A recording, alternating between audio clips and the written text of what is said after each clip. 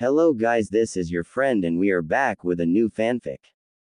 Which is what if Kurenai hated Naruto just like others but slowly fell in love with him, NaruXKure, Part 1. And if you enjoy this fanfic then please press the like button and subscribe to my channel for more fanfic like this and comment for next part. And now let's start the fanfic. Kurenai Yuhi had the reputation as the Ice Queen of the Hidden Leaf for almost 20 years now. Regarded as cold, aloof and standoffish to most, she radiated a mystery woman aura to those who did not know her well, or who could not see through the mask she wore that gave her the Ice Queen moniker. In the last 3.5 years, however, she had become much colder and more distant, and what was once a mask had started to become her true personality.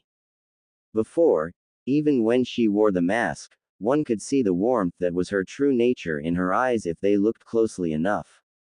Ever since the war, though, the warmth had vanished, leaving eyes that were cold.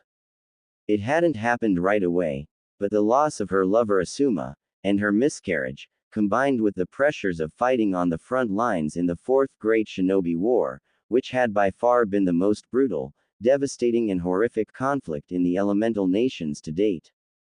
All of these things together had seemingly broken her heart. Life itself seemed to be fogged over in a grayish haze for Kurenai these days. It was bland, the emotions that she did feel simply weren't that rich, in either a good or a bad way. Sadness was simply a sigh, happiness didn't seem to come, and anger was nothing more than a rolling of the eyes and a focus of her attention onto something else. Her heart simply didn't feel that much, except on this day. It was January 4th, the anniversary of Asuma Sarutobi's death. Kurenai always found this day to be very hard, even though it had been 4 years since he had been killed by Hidan of Akatsuki, she still couldn't completely let go or move on. Reminded not only of Asuma, but also of the child that she had miscarried during Pain's attack before Naruto had gotten there to fight him off, this was always the worst day of the year for her, and yet, she couldn't bring herself to do anything except immerse herself in thoughts and memories of her lost love, and grieve over her lost child. In a way, she was grateful for this ritual and day. Even though the feelings were largely negative, she was thankful that she could actually feel something, anything at all, even if it was nothing but grief, hurt and sadness. She was on her way to the cemetery to visit Asuma's gravesite, having just bought a fresh bouquet of flowers from the Yamanaka flower shop. While there, she and Ino didn't say much to each other. Ino understood what significance today held for Kurenai. Ino herself was always a bit melancholy on this day of the year as well. Even though she had been able to mourn properly and move forward, she still missed her old sensei. Kurenai was thankful that Ino had simply offered her a small smile, given her a hug and quickly made the floral arrangement for her to take to Asuma's grave. Ino always gave Kurenai a discount on this day, a small encouragement for which Kurenai was thankful. This year's winter was colder than usual. Even though as a ninja, the cold didn't affect her quite as severely as it would a civilian, she still couldn't help but take notice. She thought that the cold in the air resembled the cold, empty feeling that had been in her heart since her Asuma had been taken from her. As she closed in on the Hidden Leaf Cemetery, she began to feel an even colder breeze. She could also smell it in the air. It was going to rain, yet another appropriate metaphor for the tears she knew she would soon be shedding as she entered the cemetery through the cast iron front gate.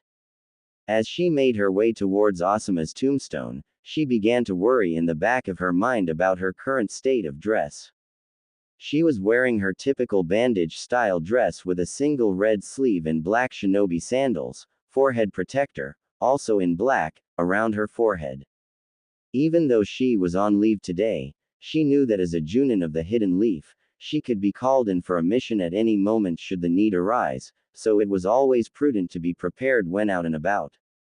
Not knowing if she'd have the emotional strength to come back to this place if she left now to get some rain gear, she decided that she would simply endure what would undoubtedly be a very cold rain while going through this yearly ritual of remembrance. When she had found Asuma's grave, she laid the bouquet in front of the stone, lowered herself to her knees and sat on her heels, and simply placed her hand on the name engraved in the marble grave marker. She began to shed her own first tears as the first raindrops began to fall. As the rainfall progressed into a steady drizzle, to a thunder shower, and then into a full downpour, Kurenai's own tear flow would match it. First a few tears here and there, into steady shedding of tears, eventually turning into silent, body-racking sobs as she dropped her hands to the ground to support her upper body's weight, hanging her head and clenching her eyes closed. This was always a very hard day for her. 20-year-old Naruto Uzumaki Namikaze had just left the Hokage's office after reporting back in from routine border patrol. 1 month out in the wild had really given him a craving for Ichiraku ramen, and he decided that it was time to indulge that craving. It had started to rain about an hour or so beforehand, the perfect weather in which to enjoy a piping hot bowl of broth and noodly goodness. He found himself thankful that he had put weather-resistant seals into his crimson with black flames sage cloak. In addition, he had also placed seals into the cloak that would warm his body and dry him off if he activated them, each of the seals with their own chakra storage seals so that the cloak could perform this task without him having to concentrate on it. Naruto had to admit that the last several years had been good to him. His 3-year training trip with Jiraiya he would call the best years of his life. His growth as a shinobi, and as a person had been absolutely staggering during this period. Jiraiya had not only helped Naruto with his education and training, but he had also taught him 2 other important lessons: espionage and intelligence gathering, and the importance of having sources of income other than ninja missions, which could always dry up during periods of peace and low activity. Not even Tsunade knew that Jiraiya had shown Naruto how to build his own spy network and develop his own methods of gathering intel. Jiraiya had also taught him how to invest in and build businesses while living the lifestyle of a shinobi. Naruto was now intensely grateful for the investment lessons that he received, as he now owned several highly successful businesses that made him rather wealthy. His gratitude was increased by the fact that since the war ended, ninja were not in as high demand as they were when things were a little more tense between the nations.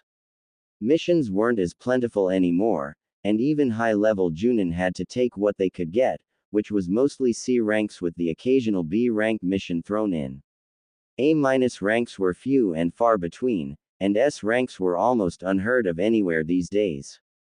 Naruto, having plenty of money, told Tsunade of his business ventures, letting her know that he didn't need missions to make ends meet, and that the other shinobi should get his share of the missions.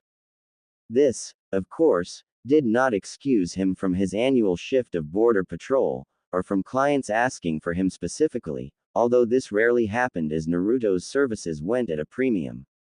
He was one of 2 S-rank ninja in the village at the present time, the other, of course, being Tsunade, and of the 2, Naruto was by far the stronger. It wouldn't be long now before Naruto would be named Hokage, and he was currently being trained by Tsunade for the position, which he would officially receive within a year's time. Naruto found himself reflecting on his relation to the village that was his home over the years. He had started as the village pariah, the child whose existence nobody even wanted to acknowledge. Icy stares and whispers are what he received as a kid. Most times, he would be kicked out of stores, or overcharged for goods, many store owners making it clear that he wasn't welcome in their store. Of course, the pranks that he used to pull didn't exactly help his case, either, but he only turned to mischief because people didn't acknowledge his existence in the first place. He simply created an environment in which he would be impossible to ignore. Things got better once he became a shinobi. It took a while, but people started to look at him differently when they watched his performance in his first Chunin exam. He had begun to earn the respect of his peers and their senseis when he defeated Kiba Inuzuka in the final exam preliminary round. He began to earn the respect of the rest of the village when he defeated Neji Hyuga in the finals. He was respected even more so once word began to spread about his defeat of Gaara in his full Shukaku transformation, and more still when the story was told that it was he who brought Tsunade back to the village to be the fifth Hokage. Respect had turned into hero worship when he had defeated pain and saved the village.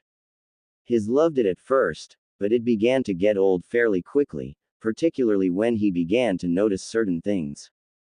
Everyone now wanted to be his new best friend, which of course he didn't mind, being that he could befriend just about anyone anyway.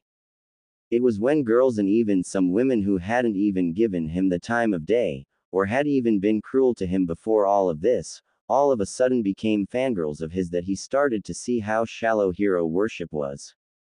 He was made even more aware of the shallowness of the village as a whole when people who had ignored him, or even kicked him out of their stores or called him cruel names as a kid began to come up to him as though it had never happened, and they would tell him things like, "I always knew you were a great kid." The hero worship and fangirl problem became even worse when he was given a field promotion from genin straight to elite junin during the war, and his heritage became public knowledge. When the village learned that Naruto, now considered one of their two greatest heroes, was in fact the son of Minato Namikaze, the other of their two greatest heroes, they responded with thunderous applause and wild cheering.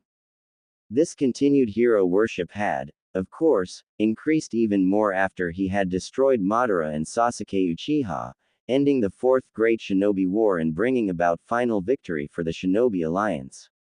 Even through all of this, the village itself had acted as though they had never done Naruto any wrong in his lifetime. He never received a single apology for any abuse or cruelty that he'd had to endure as a child, and even up to his mid-teenage years, while Naruto was very forgiving, it bothered him that the village seemed to be rather averse to taking ownership of and responsibility for its wrongdoings. Even amongst the shinobi that he was close to and worked with in the Leaf, there were very few that truly knew him. Among the civilian populace, the Ichirakus were the only people that did. They had been the only ones who had been able to see through not only Naruto's label as the demon boy, but through the mask he used to wear to keep himself shielded from the pain that he felt as a child from the isolation that was forced upon him. They had been the one constant throughout the years. He knew that he could always count on the two of them if he needed a place to go, even just to take the mask off for a while. If he was grateful for anyone in his life, it was definitely old man Tuki and his big sister figure Ayame. Among his comrades, Shikamaru was probably the only person in his age group that truly knew Naruto well, and that was only because he was able to make very astute observations that others missed.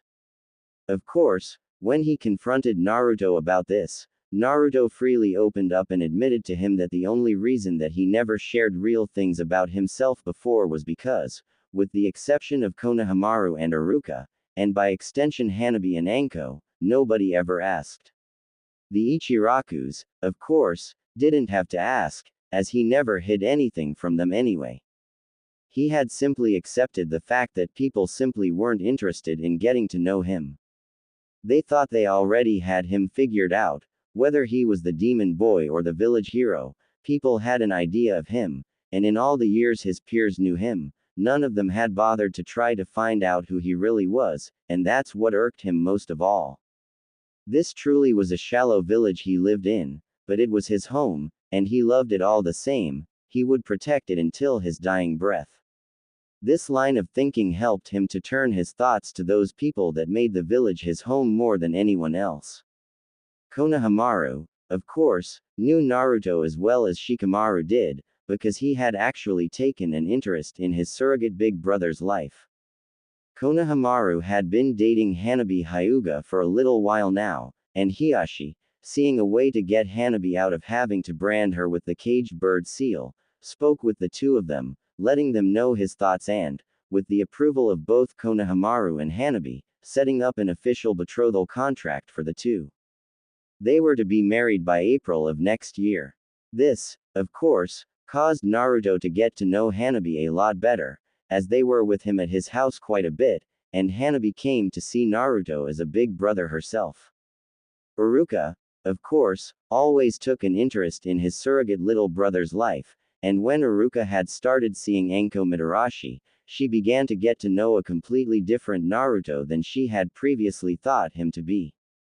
She became a big sister figure to him as well, also spending a lot of time in each other's homes, as Naruto had them over quite a bit, and once they were married and they had bought their own house, they had Naruto over quite a bit as well. Naruto couldn't help but think back to Iruka's and Anko's wedding. Naruto was the best man, and Kurenai Yuhi was the maid of honor. Naruto was all smiles that day for one of his most cherished loved ones, but he remembered that Kurenai's smile seemed to be rather forced, as though she were genuinely happy for Anko, but was remembering something that was quite painful for her. They had both made some small talk during the wedding reception, and he could tell that the woman was grateful that he was doing what he could to take her mind off of whatever it was that was bothering her. He made an educated guess that she was thinking of what her life would be like had Asuma lived and they had married, but he wisely decided not to broach the topic with her.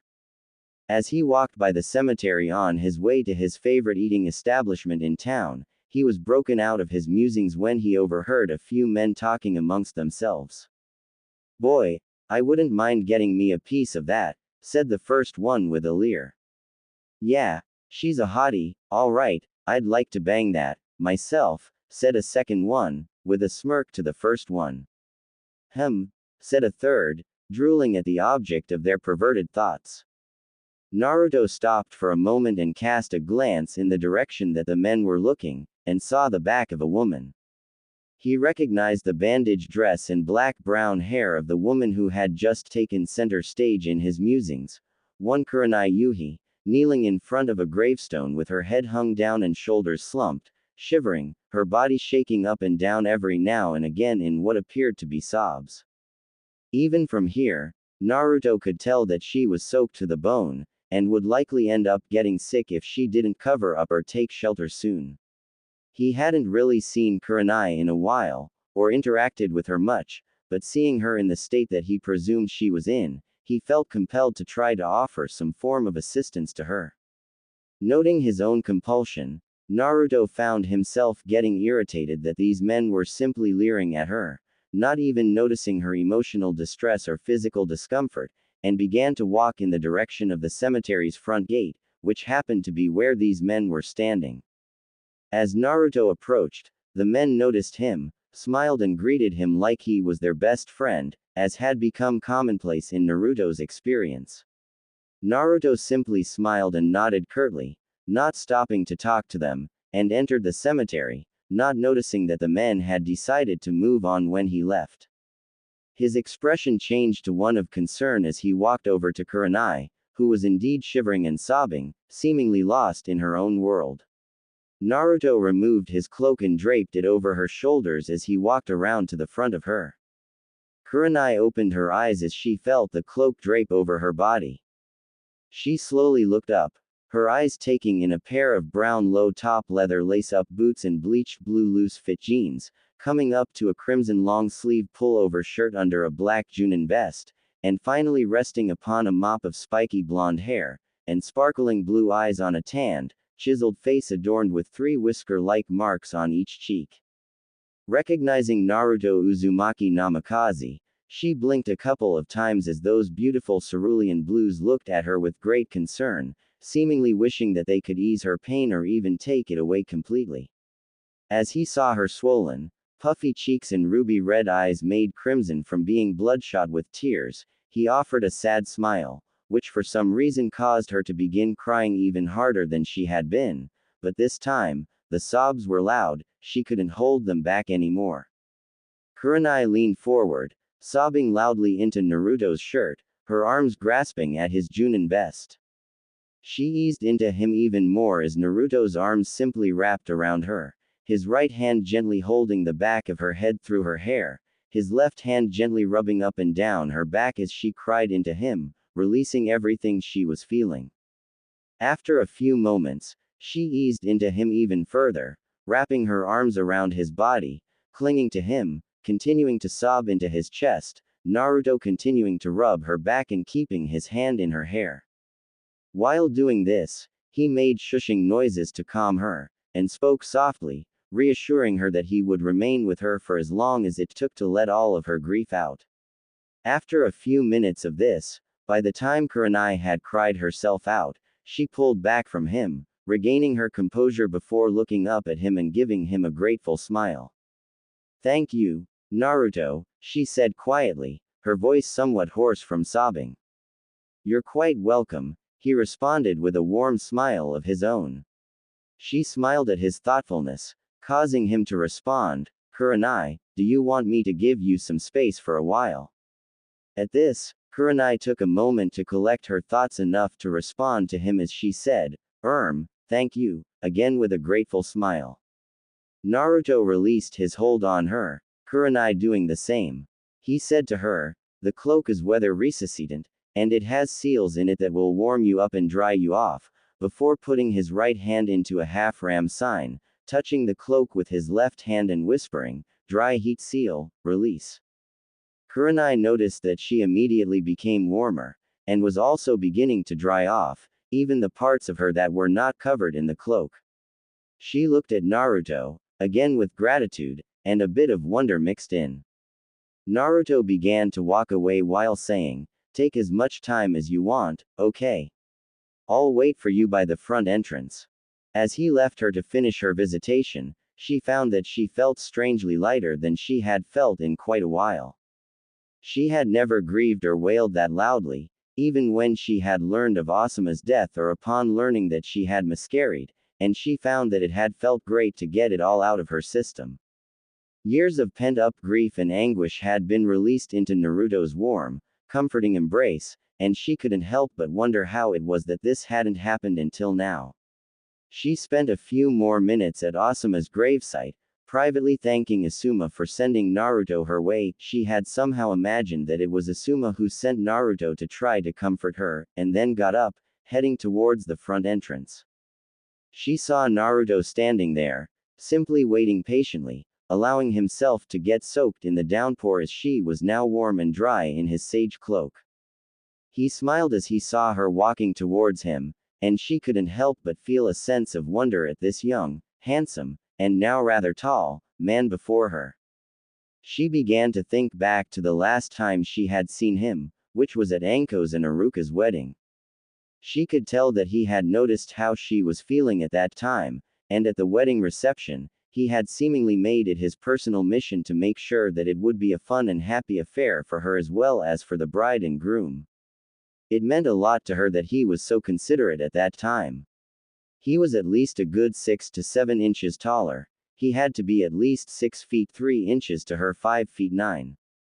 His hair was in the same style as his father's, spiky blonde up top, extending down to the bottom of his neck.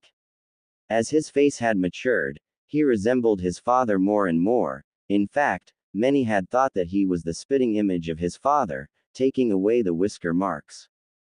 It was also easy to see that he had matured mentally and emotionally in the past 4 or so years since coming back from his training trip with Jiraiya. His voice sounded close to his father's as she remembered it, but Naruto's timbre was slightly lower. She also noticed a spark of wisdom and intelligence in his piercing gaze, along with sadness and pain, indicating that he had matured beyond his years, and that his maturation had not been easy. As she pondered this, she realized that in all the time she had known him, that she really didn't know him. All she knew were what the public already knew, as well as what the rumor mill spread. Naruto brought her out of her reverie as he asked, "All set?" Kurenai smiled and nodded, responding, "Yes, thank you for loaning me your cloak, Naruto," as she began to remove it to return to him. Naruto walked up to her and placed his hands over her own, gently pulling the cloak closed once again on her slim, lithe form. She looked up at him in confusion, to which he responded with a smile, "Kurenai, I will not allow a lady to be soaked in the rain, or made to be uncomfortable if it's within my power to prevent it." At this, her confused frown became a surprised smile as she simply responded with a light blush, "Well, thank you, Naruto." "Not at all," responded Naruto with a warm chuckle. He continued, "So where can I escort you to?" As they walked out of the cemetery and began to follow the road, Naruto walking alongside Kurenai, letting her dictate their direction. Well, I was just going to head back home, Kurenai admitted. Please, lead the way, said Naruto graciously. As they were walking, Kurenai's face began to pull itself into a happy smile. She began to talk to Naruto. So where are you coming from, Naruto? I just left from reporting into Grandma Tsunade after returning from border patrol. Kurenai frowned in distaste at this. Ugh, you must be glad to be back. Yeah, I really am, replied Naruto, agreement with her own distaste for the drab assignment evident in his own tone, but I don't have to go again for a whole year, so that's kinda nice. What about you? Any interesting missions, yourself, lately? No, not really, just typical run-of-the-mill assignments, like escort duty, bandit elimination, things like that. Most of my duties lately have actually consisted of training and researching new genjutsu. Naruto's interest seemed to peak at this. Really? Have you come up with anything yet? Kurenai shrugged. Nothing really, yet, but I think I may be on track to using a modified version of the second Hokage's Infinite Darkness Jutsu. She finished with a little excitement. Ever since the miscarriage, she had thrown herself into her work, which was now her primary source of stimulation and fulfillment, if it could be called that. Naruto raised an eyebrow. Really? Why modified? Well, I've found that my chakra reserves and control are at about their peaks in balance right now. The problem is that I can't seem to increase my control any more than I have, and when I try to increase my reserves, my control starts to suffer, and I currently don't have enough chakra to effectively perform the original jutsu, hence the need to modify. Naruto looked down at the road in front of him as he hummed in thought, then turned to Kurenai, not slowing his leisurely gait. That's a rather interesting problem to have. I don't think I've ever heard of anyone running into that particular issue. In theory, there should be no plateau like that. What chakra exercises have you been using to increase your control and reserves? Kurenai responded, the standard ones: leaf balancing, tree and water walking, kunai and senbon balancing, any combination thereof. Those are really the only ones that I know, and they're also the only ones of needed for fine-tuned control. Naruto continued to ponder the issue that he had heard. He seemed to know something about her problem, but he couldn't put his finger on it. He knew it would come to him in time, so he decided to tell Kurenai that he would look into her issue. Kurenai, Naruto began as Kurenai turned her gaze to him once more. Something about the issue you're facing doesn't seem, well, normal to be honest. Let me do a little research on what might cause this kind of problem, and I'll see if I can't help you find a better solution than having to modify jutsu to suit that limitation, okay? Kurenai's eyes brightened as she nodded, intrigued and excited at the possibility of making a breakthrough in her overall level of ability and skill.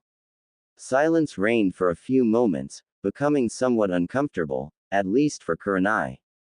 She decided to break the silence. You know, Naruto, I can't help but think about Anko and Iruka's wedding, and how, well, you were quite observant of my mental and emotional state that day. I never did tell you just how thankful I was that you helped me, just to enjoy myself that day. Upon hearing this, Naruto smiled and responded in a tone belying genuine curiosity, you're welcome, but what brings that to mind? Actually, the fact that you've done it yet again just now, responded Kurenai, as she lowered her head, feeling both thankful towards Naruto, but at the same time, hurt and angry that nobody else had done anything beforehand. I had been at Asuma's gravesite for over an hour when you showed up, and nobody cared enough to try to help me. I overheard the comments of those men when they were ogling me, but you came over and seemed to know exactly what it was I needed. I guess, seeing this and experiencing this from you, it makes me realize that I really don't know you as well as I might have thought I did. You're right. I don't really know you that well, either. What do you say we remedy that? Almost immediately, Kurenai's stomach began to growl, causing her to blush. Naruto, not missing a beat, raised an eyebrow and added with a chuckle, over lunch, maybe. Kurenai gave a small smile in mild embarrassment, nodding in agreement with Naruto's suggestion. Naruto asked, "So, got a tasting for anything?" Kurenai thought a little before responding, "Not really, but I wouldn't mind some hot soup, this is good weather for it." Naruto responded in turn, "I like the way you think, how does ramen sound?" Kurenai gave another small smile and nodded. Naruto responded, "To Ichiraku's, then."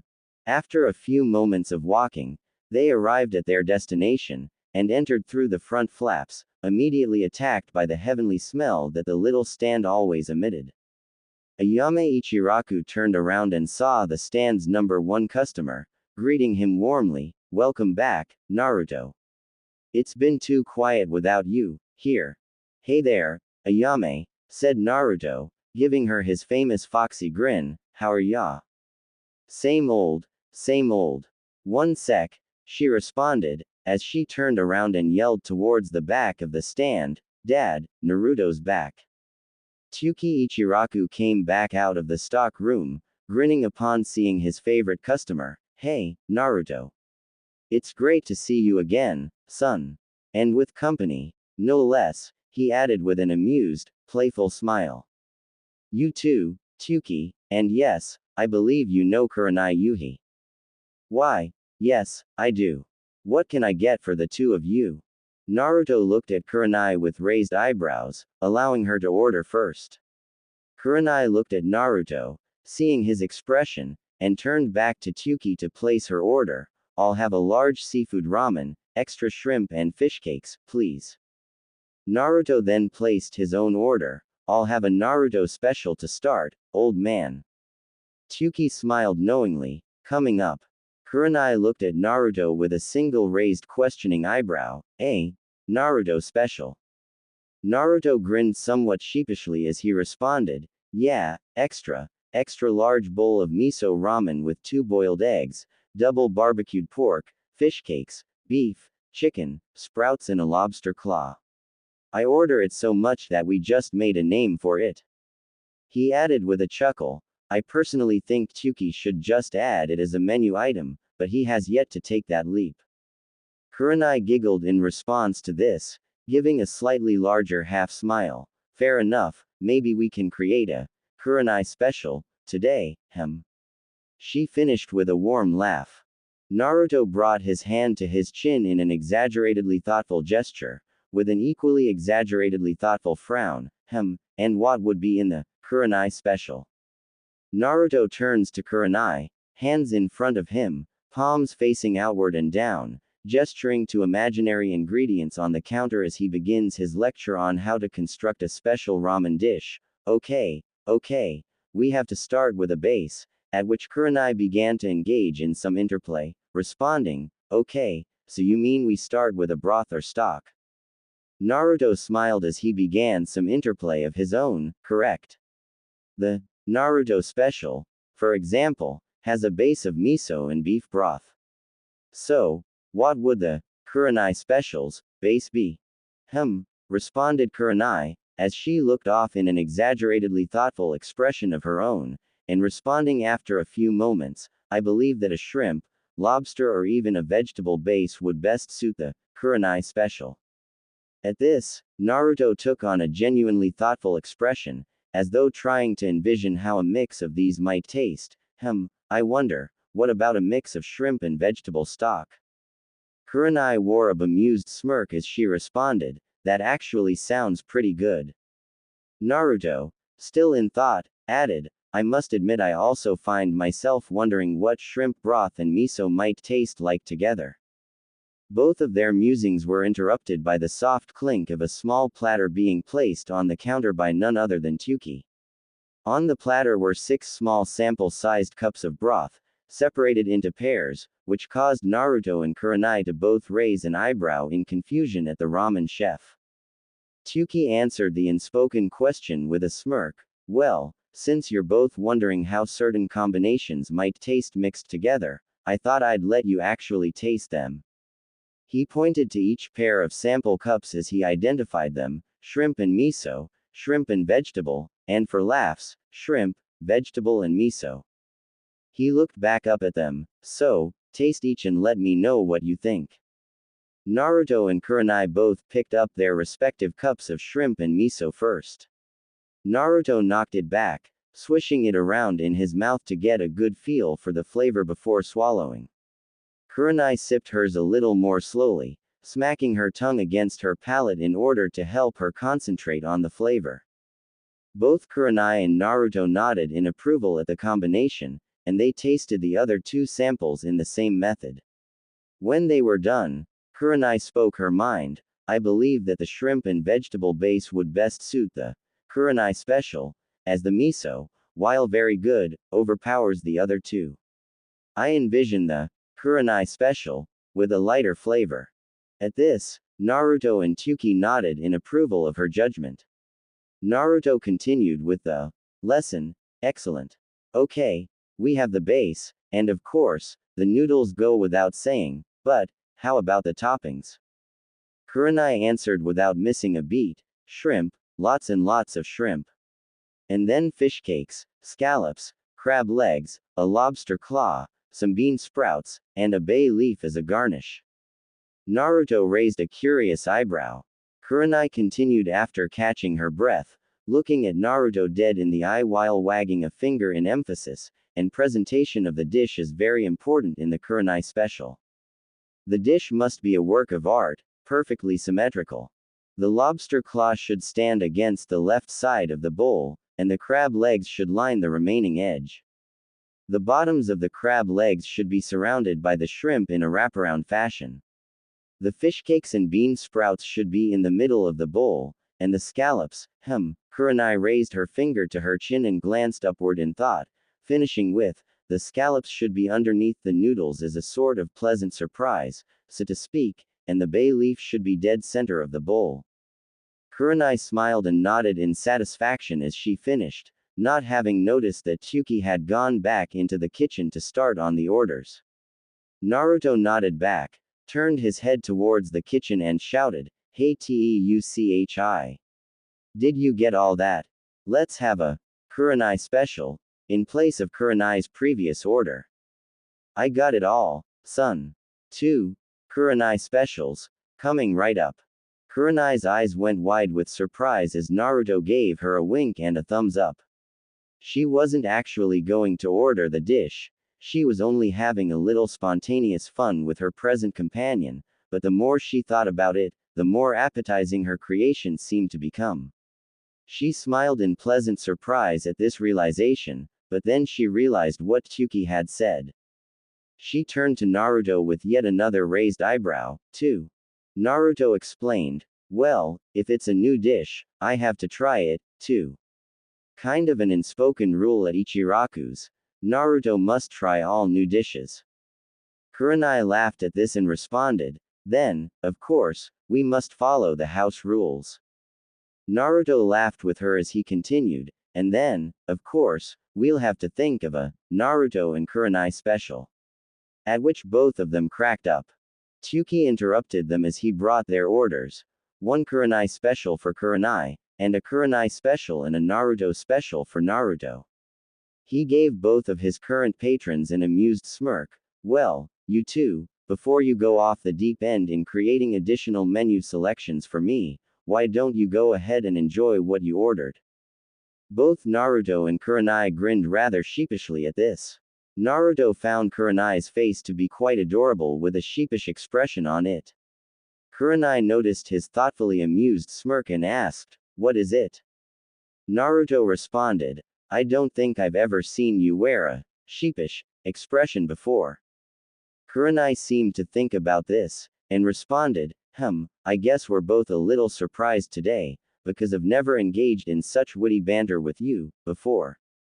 Naruto nodded at this. Very true, but for now, as he turned to his bowl of ramen and broke his chopsticks, saying, "Down the hatch." As he began to eat his ramen, Kurenai doing the same. Kurenai, of course, knew of Naruto's ramen fetish, but had heard from several of her friends and her former students that he would usually inhale his ramen, and that it was quite a sight to see. To see him eating his food with perfect table manners was another surprise. She raised an eyebrow at this, and Naruto seemed to know what she was thinking, as his response would indicate. If you're wondering why I'm not wolfing it down, it's because it would be unfitting and impolite to do so in the presence of a lady, he finished with a smile. Kurenai smiled at Naruto's indirect compliment.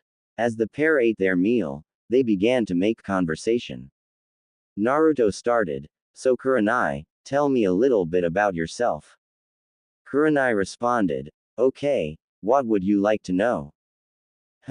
I guess we can start with the basics. Likes, dislikes, hobbies, interests, dreams, stuff like that. Genin team style introductions, huh? Okay then. Well, as you know, I'm a genjutsu mistress. I like learning about and training in new types of genjutsu.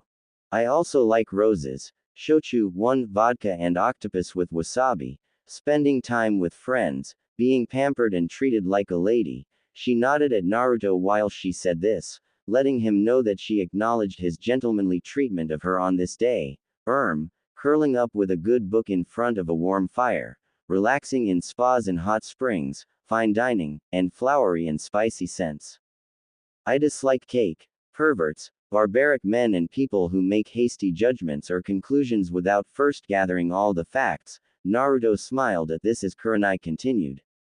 My hobbies are having evening drinks with friends, reading good romance and mystery novels, and cooking. Naruto's expression molded itself into an intrigued smirk with a single raised eyebrow as he heard this, but he didn't interrupt her as she continued. My interests include genjutsu training and research, learning new and interesting ways to cook, and learning about shochus and vodkas of various kinds and flavors. My dream is to be the world's most renowned genjutsu mistress, and I would say that my immediate goal for the time being, which you have just given to me, is to try to overcome the plateau that I've found myself on concerning the balance between my chakra control and reserves. She took a breath as she finished, then asked, "So what about you, Naruto?" Well, I like music. At this, Kurenai found herself rather shocked, raising both eyebrows and looking intently at him while he continued, various types of food, including but not limited to, ramen, sushi, any kind of meat that's grilled, roasted or stewed, and even dango. My favorite ninja art is fuinjutsu. Kurenai found herself surprised yet again. I also like taijutsu, kenjutsu and ninjutsu. I love to learn anything new, especially any new skills that I can get my hands on. My favorite jutsu to use is my shadow clone jutsu because of the way in which I learn anything my clones learn, which allows me to learn and master any new skills I wish to learn very quickly. I like shogi, go and any other game of strategy. I love physical training. I also like relaxing in a good hot spring. My dislikes are perverts, fangirls, at which he involuntarily shuddered before continuing. People who make hasty judgments about others, being hit by people simply because they're annoyed, cowards and traitors. Kurenai noticed Naruto's eyes darken just a bit as he said the last two, but allowed him to continue. My hobbies are learning any new skills that I might find useful and putting them to use, training my mind and body, calligraphy, it helps with my sealing, singing and playing various musical instruments. At this, Kurenai couldn't help but interrupt, "Really?" she said, surprise evident in both her tone and expression. Naruto smiled, "It's true. I was actually born with perfect pitch, and I had taken up singing to start with as a kid. I didn't start to learn how to play instruments until a couple of years ago, though." Kurenai smiled, both intrigued and excited about this new discovery she had just been given as she responded, "You'll have to sing for me, sometime, then." Naruto gave an embarrassed chuckle. "We'll see," he responded before continuing, "Now, where was I? Yes. Some of the skills I've picked up are gardening, architecture, carpentry and construction." Kurenai's eyes grew wider and wider as he continued listing off several of his hobbies: cooking, interior design, basic tailoring, and blacksmithing. My interests are researching and developing new seals for my fuinjutsu. Learning various fighting styles to add to my own, whether kenjutsu or taijutsu, finding new and more effective ways to break or counter genjutsu, which is actually something of a little project that I'm working on, one that I wouldn't mind your help with. Now that I think about it, Kurenai nodded in understanding as he continued, and learning the various political, economic and social aspects and goings-on within the village in the Land of Fire. My dreams. Naruto paused to close his eyes and sigh, and then continued in a more subdued tone of voice, my dreams are to be the world's greatest sealmaster, to be Hokage, so that I can help build a better world than we currently live in, and to hopefully find that special someone and start a family with her, he finished with a smile. Kurenai couldn't help but smile wistfully as she listened. They had each finished their respective meals during the course of the conversation, continuing to make small talk. Kurenai eventually posed the question, so what instruments do you play? Naruto answered, I can play any type of guitar, any piano or keyboard, drums and most percussion instruments, the flute, the pan flute, tenor and alto saxophone, harmonica, the violin, the trumpet, horn, and trombone, those are the ones I've mastered so far. Kurenai was once again astounded, those are the instruments you've mastered. Naruto simply smiled and nodded, what I like to do is use shadow clones as my own band while I sing songs that I like. And what kinds of songs do you like? I like to play most types of rock and jazz. I also like some folk and classical type easy listening. Kurenai smiled once more, okay, you have got to perform for me at some point. Fair enough, replied Naruto, still unsure as to whether or not he wanted to do this for her or not. He had never actually sang or played for anyone in the village before. The rain had since stopped, and the sun was shining brightly in the early afternoon. Tsuki brought a check each for Kurenai and Naruto. Before Kurenai could take hers, Naruto spoke up, Tsuki, I'll take both of those. Kurenai tried to object, Naruto, you really don't have to. Naruto, however, would have none of it, nonsense.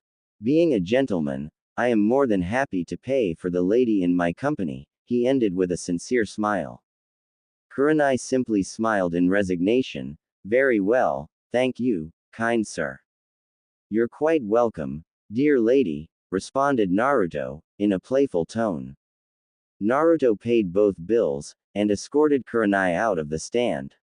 Noting that the rain had stopped, and the sun was out, warming the chill in the air somewhat, Kurenai removed Naruto's cloak from her shoulders and handed it back to him, thanking him again for covering her up.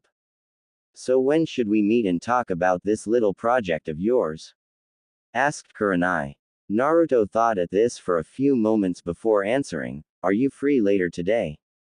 Kurenai nodded, mildly surprised that he was prepared to do it so soon. Yes I am, actually. Naruto continued, do you still live at the same place? I haven't moved in over 10 years, if that's what you mean. Okay, I know where you live, then. I'll come by your place at around, is 4 okay? You don't have to do that, Naruto. I can just meet you at a training ground or the library or something. That's not the problem, the issue is that all of my research is in my library at home, and it's not exactly portable, and, if nothing else, I can make us dinner after we're done. Naruto, you don't have to go to all that trouble, said Kurenai in mock annoyance. Naruto smiled knowingly and simply nodded, replying, it's no trouble, Kurenai, remember, I like to cook just like you do. Kurenai began to open her mouth to respond, and then curtly closed it, nodding with a smile, okay, then. I'll see you at 4. You bet. Until then, dear lady, have a wonderful afternoon. Thank you, kind sir. I will be sure to. She said with an exaggerated yet genuine smile as she walked away, waving goodbye. Naruto noticed that her step had quite a bit more spring to it before he left to prepare his notes so that he could show Kurenai exactly what he had come up with so far. As he was walking home, he continued to ponder her chakra control, reserve balance problem, and the answer suddenly hit him. Smiling to himself, he would be sure to ask Kurenai a few questions about it later to confirm his theory after he brought her to his home. As Kurenai walked home, She unconsciously wore a wistful smile on her face as she strolled at a leisurely pace. She couldn't help but reflect on her encounter with the young blonde who had completely transformed her mood in such a short amount of time. Wow, I don't know what to make of this. Naruto was able to get me to completely drop my guard with just a look and a smile. Even Asuma couldn't do that. Whenever he looked at me, he looked me in the eyes. It's been a while since a man actually treated me like a person with feelings. I'm supposed to be more observant to subtleties than most, so how did I miss all of this about Naruto? A lot of things really kind of make sense, now that I think about it. His fights against Kiba and Neji in the Chunin exams all those years ago, the way he was able to help Yakumo, and the way he believed in me as teammate sensei. Even the way he was able to defeat Pain, in spite of being the ninja that all of us kind of looked down our noses at, he still somehow managed to become far stronger than all of us, and it never occurred to me to try to get to know him before now. Kurenai found herself feeling a sense of resolve that she hadn't felt since the days of her old genin team when she was determined to make them into the best ninja they could be. As her thoughts began to take a different direction, well, I'm going to get to know the man that has thoroughly intrigued me today. I wonder just how many of his comrades have really taken the time to get to know the real Naruto.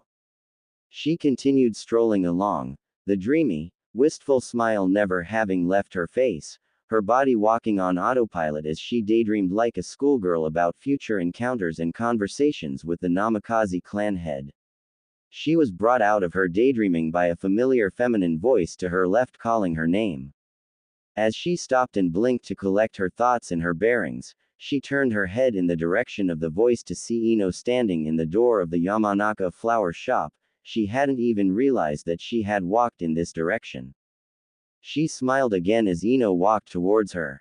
When Ino got close, she stopped and asked with some concern, "So, did everything go okay?"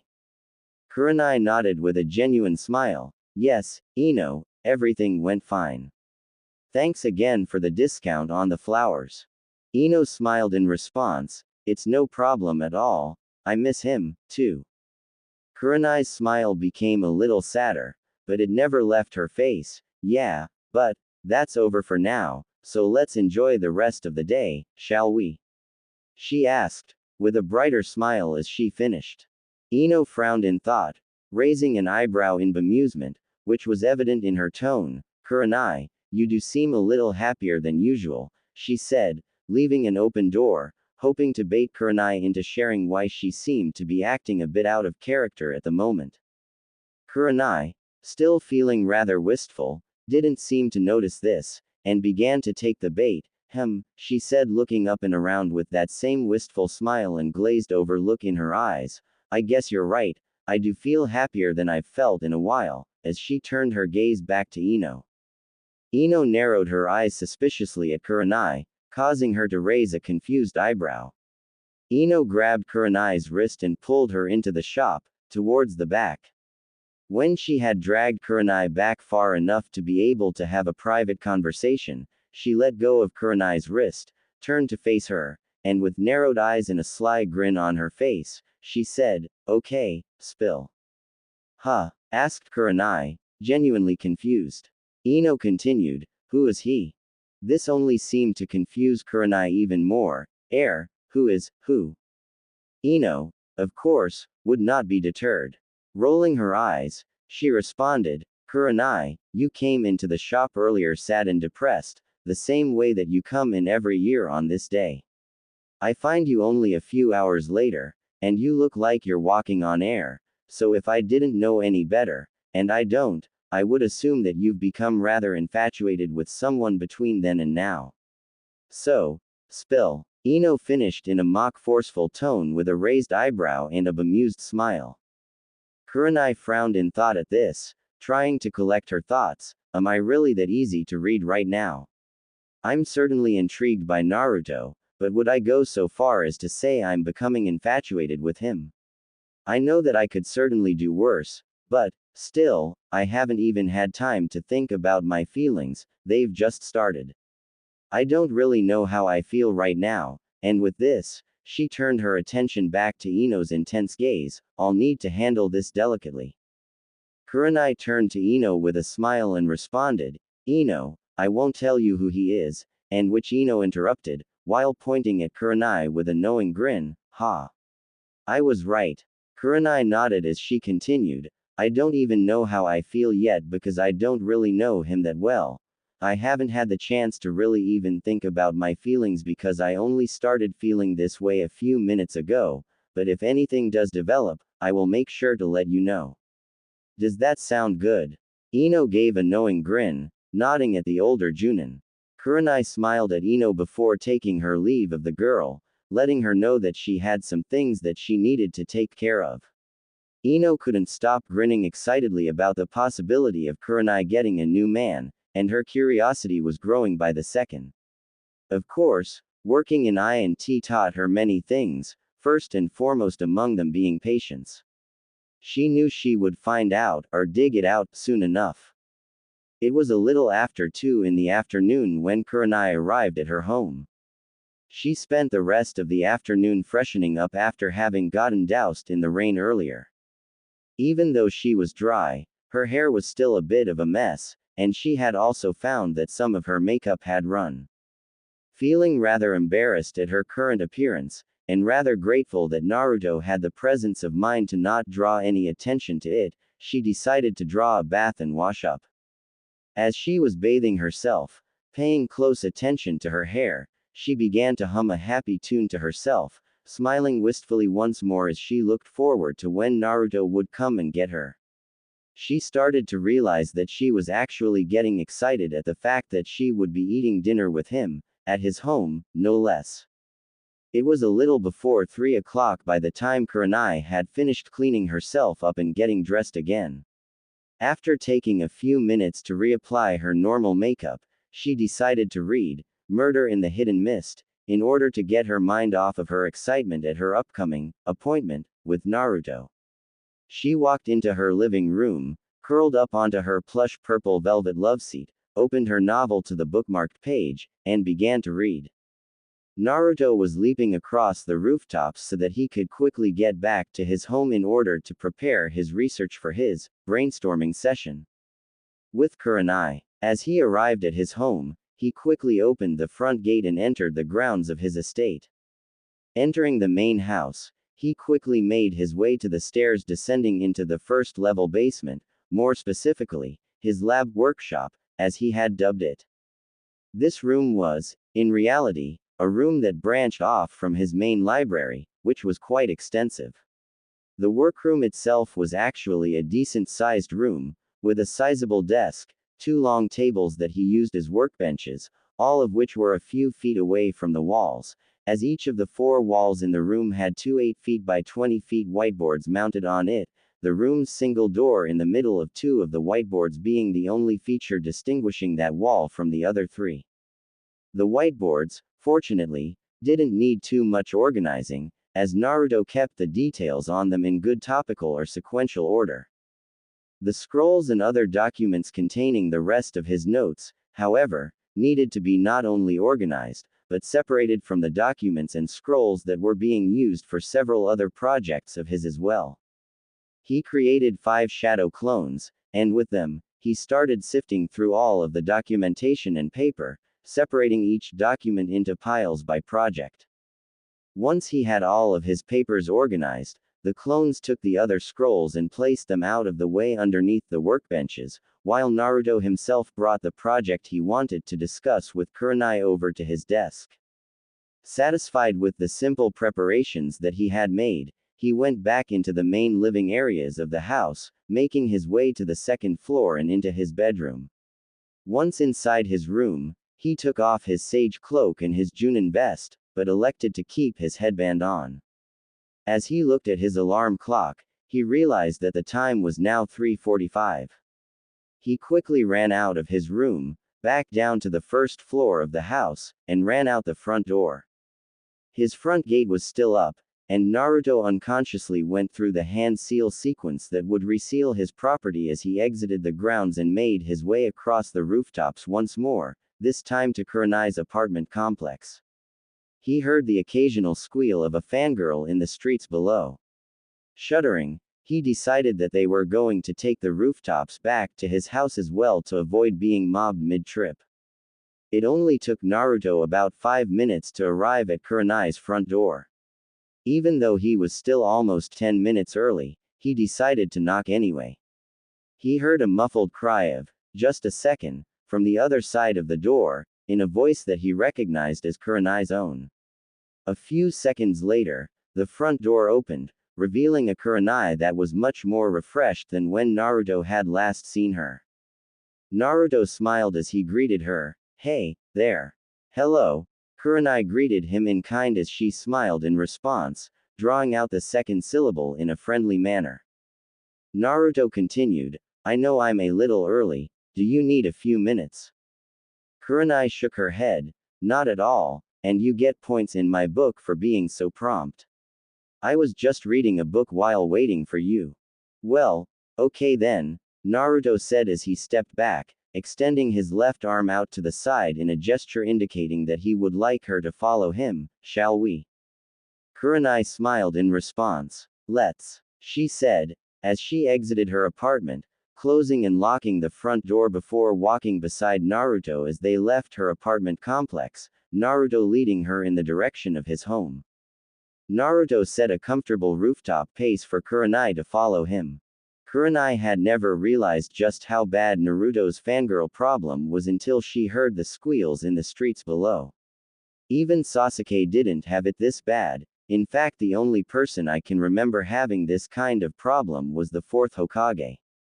Well, Naruto is his son, so I guess on one hand, it's really not surprising, but still, seeing it from this end, she gave an involuntary shudder in sympathy for Naruto as that thought trailed off. After about 10 minutes of travel, Kurenai had followed Naruto to what was the old Uchiha district before the village reclaimed the land and began to sell it off. He led her to a 20-foot-high wall. A single vaulted archway housed a black slab of cast iron that appeared to serve as the front gate. Kurenai watched as Naruto placed his hand on the red Uzumaki spiral that was surrounded in yellowish-orange flames in the exact center of the metal slab and channeled chakra into it. Naruto removed his hand as the emblem began to glow, after which a metallic groan was heard as the slab began to lift itself, allowing the pair entrance to the property within. Kurenai followed Naruto as he entered the grounds. The first thing she noticed was the sudden increase in temperature upon entering the gate. The temperature had gone from a wintry cold to what one would associate to the mild cool of mid-spring. It wasn't hot, but it was definitely quite comfortable, almost the perfect weather in which to train. She glanced back as her ears caught the whining of the gate as it lowered, ending with a loud thud as it touched down. Bringing her gaze back to the front, she began to drink in some of the details of Naruto's property. The inside of the property walls were the first thing she noticed. Solid brick and mortar, but what really caught her attention were the seals that were painted all over them, the purposes of which she could only begin to guess. The courtyard itself was well landscaped with a 12-foot wide marble walkway leading towards the porch at the front of the main house, situated some 30 yards back from the gate. On either side of the walkway was one half of a well-manicured lawn with various shrubs, standalone trees and flower beds scattered sparsely throughout, though patterned in such a way as to make both sides of the front lawn symmetrical. The house itself was quite impressive to look at. Built in a Western style of wood painted white intermixed with grayish-brown stone, Kurenai guessed that this two-story mansion had to be at least 5,000 square feet, and this was just from what she could see above ground. As Naruto led her to the front door, he opened it for her as he said, "Welcome to my home, Kurenai." Kurenai smiled as she entered the open doorway. As she entered the house, her eyes started to gaze this way and that, drinking in the details of the foyer and living room she now found herself in. The floors were a mix of marble granite, most of which was covered with rugs of various sizes, shapes, colors and patterns. All of the necessities were there. Furniture such as sofas, love seats, coffee and end tables, and a full 8 to 10 person dining room set situated towards the back of the room in a sizable dining niche. There was also a coat rack a few feet off to the side of the front door, which had a few different coats and jackets on it. The walls were decorated here and there with a few paintings, the largest of which was a painting of Naruto's parents, a smiling Minato Namikaze with his arm around a grinning and rather pregnant Kushina Uzumaki Namikaze, one of Konoha's many public parks, serving as the backdrop for this warm, touching scene. The various mantel places seemed to have a few trinkets and photos on them, giving a homey feeling to the rather large room. Kurenai was reminded that Naruto did mention interior design being one of his hobbies. She was brought out of her observations by the sound of Naruto's voice. "So, would you like the grand tour before we get down to business?" Kurenai smiled bemusedly. "Yes, I would, please." Naruto motioned for her to follow him. "This way, then." Kurenai followed Naruto as he showed her his home, beginning with the current floor. The first floor contained the kitchen, which was very large, spacious and quite well equipped, the living room, the dining room, an indoor onsen built off to the side of the house with several different baths, each being large enough for about 6 people, as well as each bath having its own retractable roof if the bathers wanted an outdoor onsen, and an office study. Naruto explained to her that the office on this floor was one of several in the house, and this particular one served the purpose of keeping his records and allowing him to handle his life money matters, as he called them. Kurenai couldn't imagine why he would need a 15 feet by 20 feet room filled with furnishings and filing cabinets simply to handle life money matters. Of course, given the size of the house and property that Naruto owned, she could pretty well guess that he was fairly affluent. The rest of the first floor was just a few bathrooms, rooms primarily used for storage, or had not yet been given purposes by Naruto. Naruto proceeded to lead her to the second floor, which housed several guest bedrooms and corresponding bathrooms, as well as the master bedroom, bathroom suite, the ornateness of which astounded Kurenai. The floor of this room was covered in what appeared to be carpeting made of various animal furs. The walls were painted on a soft medium tan, accompanied by soft lighting, giving the room an alluring, almost romantic air, as though this would be Naruto's little piece of heaven on earth. The dressers with their accompanying vanity mirrors and nightstands were all made of or framed in solid oak, which Naruto had explained had come from the richer parts of the Land of Fire's forests. The bed, she noticed, was also quite large, easily capable of fitting several people comfortably, having an oval shape, and covered in crimson silk sheets and high-quality comforters, matching the crimson velvet drapes which outlined the windows, and were currently drawn back to let the day's natural light bathe the room. After seeing all of this, Naruto led her towards the walk-in closet, and allowed her to look inside it. Though quite spacious, she noted that most of it was empty, as it had been built for 2 rather than 1. Seeing that there wasn't much else to look at in the closet, she turned her attention to the master bath. The size of the bathroom, as well as the magnificence of the fixtures, caused Kurenai to gasp in awe.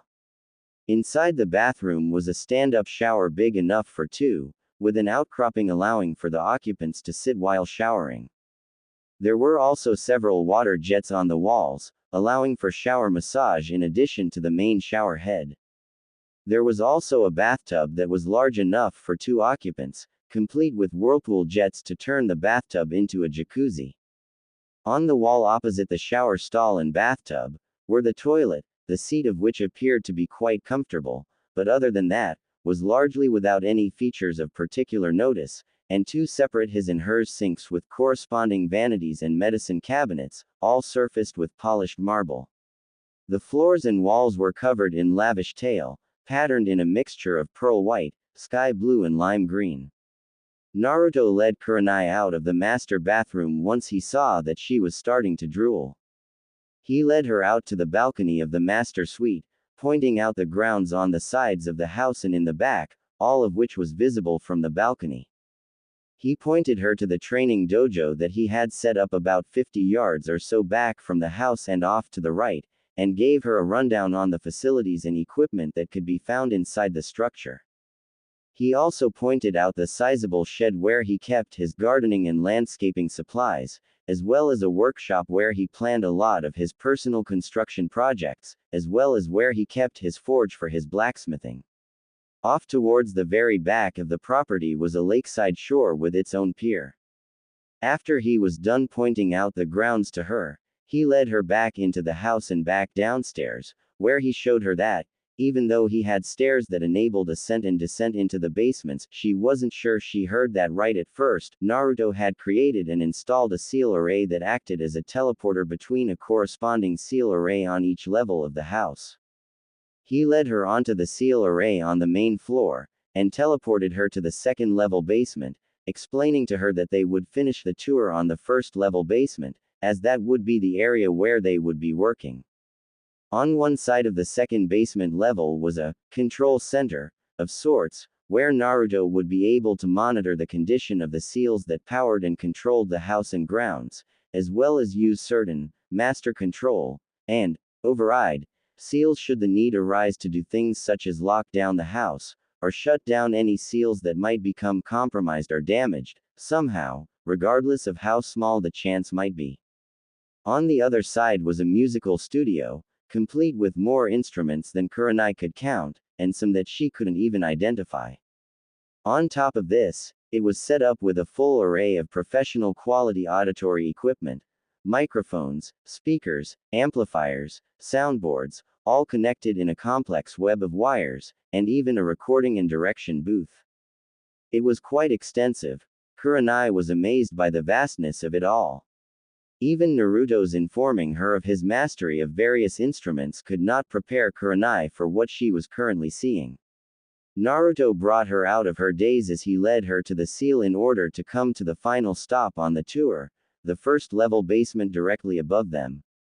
This level consisted of a library, which was quite vast, seeming to rival the village's main library, if not in size, then certainly in the amount and depth of content and subject matter that it contained. Though the Konoha library contained subject matter on almost any topic one might wish to peruse, whether civilian or shinobi, Naruto's was much more specialized. It only contained subject matter pertaining to topics that were of interest to him, such as various works on ninjutsu, taijutsu, kenjutsu, and even some works on genjutsu, but it was the magnitude of the content that caught Kurenai's attention. In addition to these topics, there were various other volumes on any range of topics from strategy to politics to blacksmithing and any related topics to these fields of endeavor. Naruto even had a few medical texts in his library. What had surprised Kurenai even more than the amount of content that she could see, was that Naruto had told her that there was even more that wasn't visible at the moment. Naruto made very good use of storage seals, using them to create a complex indexing system where he could search for any specific scroll or book that he wanted, and willing that particular book to appear, in spite of the fact that there were tens of thousands of volumes stored in this system. Naruto had used one of his own Fuinjutsu creations, a preservation seal, to supplement the storage indexing seal array, which would keep it as fresh as the day he applied it, as well as preserving any additions he would need to make to it, though he would need to deactivate the preservation seal first and then reactivate it once he finished the modifications. As he finished showing her around the library, he brought her into the room where they would be discussing what he had brought her over to discuss. As he showed her into the lab workshop area, he created a shadow clone instructing him to bring them a tray of drinks and then get started on dinner. The clone gave a smart two-fingered salute before disappearing in a yellow flash. Naruto turned his attention to his guest once again, who was looking around the room, specifically at the level of detailed information that were on the massive whiteboards adorning all of the walls. "What do you think?" asked Naruto, bringing her out of her awestruck daze once again. Well, Kurenai started, before collecting herself and continuing, "I don't really know what to think." Naruto smiled in understanding as he continued, "Well, if you'll come to this board over here," he said as he led her to the whiteboard that was on the left wall in the back of the room. "These are a good portion of the notes that I have on the project I was telling you about." He turned his attention back to her. You see, because of the size of my chakra reserves, I'll never have the level of control needed to cast even the smallest genjutsu, so I decided to focus my efforts in this particular art to finding ways to counter them. I figure that even if I can't cast them, I can at least make every effort to make sure that I can't be overcome by them. So, as you can see, I started studying genjutsu theory with that particular premise in mind. Kurenai nodded as Naruto led her to his desk, showing her the various documents and notes that he had compiled as part of this study. The clone that Naruto had sent to the kitchen had brought back a pitcher of aid and a pitcher of ice water with 2 glasses. Naruto thanked his clone before the clone flashed out again to continue preparing dinner. Naruto continued to explain to her that his study included the workings of the chakra system, learning how to discover the feel of one's own chakra, which led to him actually developing certain methods of directly controlling his own inner chakra flow, and even detecting foreign chakra the moment it invades his body, as each person's chakra signature is as unique as their fingerprint or their retinal pattern. Kurenai immediately saw the genius of this particular approach to countering genjutsu. If this project yielded fruit, Naruto could very well have created a sub-discipline of genjutsu that could save countless lives of genjutsu-deficient shinobi on the battlefield. Naruto explained to her that he still needed to create a few test case scenarios so that he could run some clinical trials on what he had found. Kurenai, understanding the field of genjutsu better than anyone else in the village, could be instrumental in creating a comprehensive set of test cases to run through, which she found herself to be very excited about doing. They spent some time outlining the specifics of the trials that would need to be run, from the starting conditions to the ending conditions, as well as the expected results of each method that Naruto had outlined in his study, and specifics on how to quantify the results of each trial. Kurenai grew more and more excited about the day when they could present this to the Hokage for introduction into the academy, or even for trials in the field under much more erratic conditions.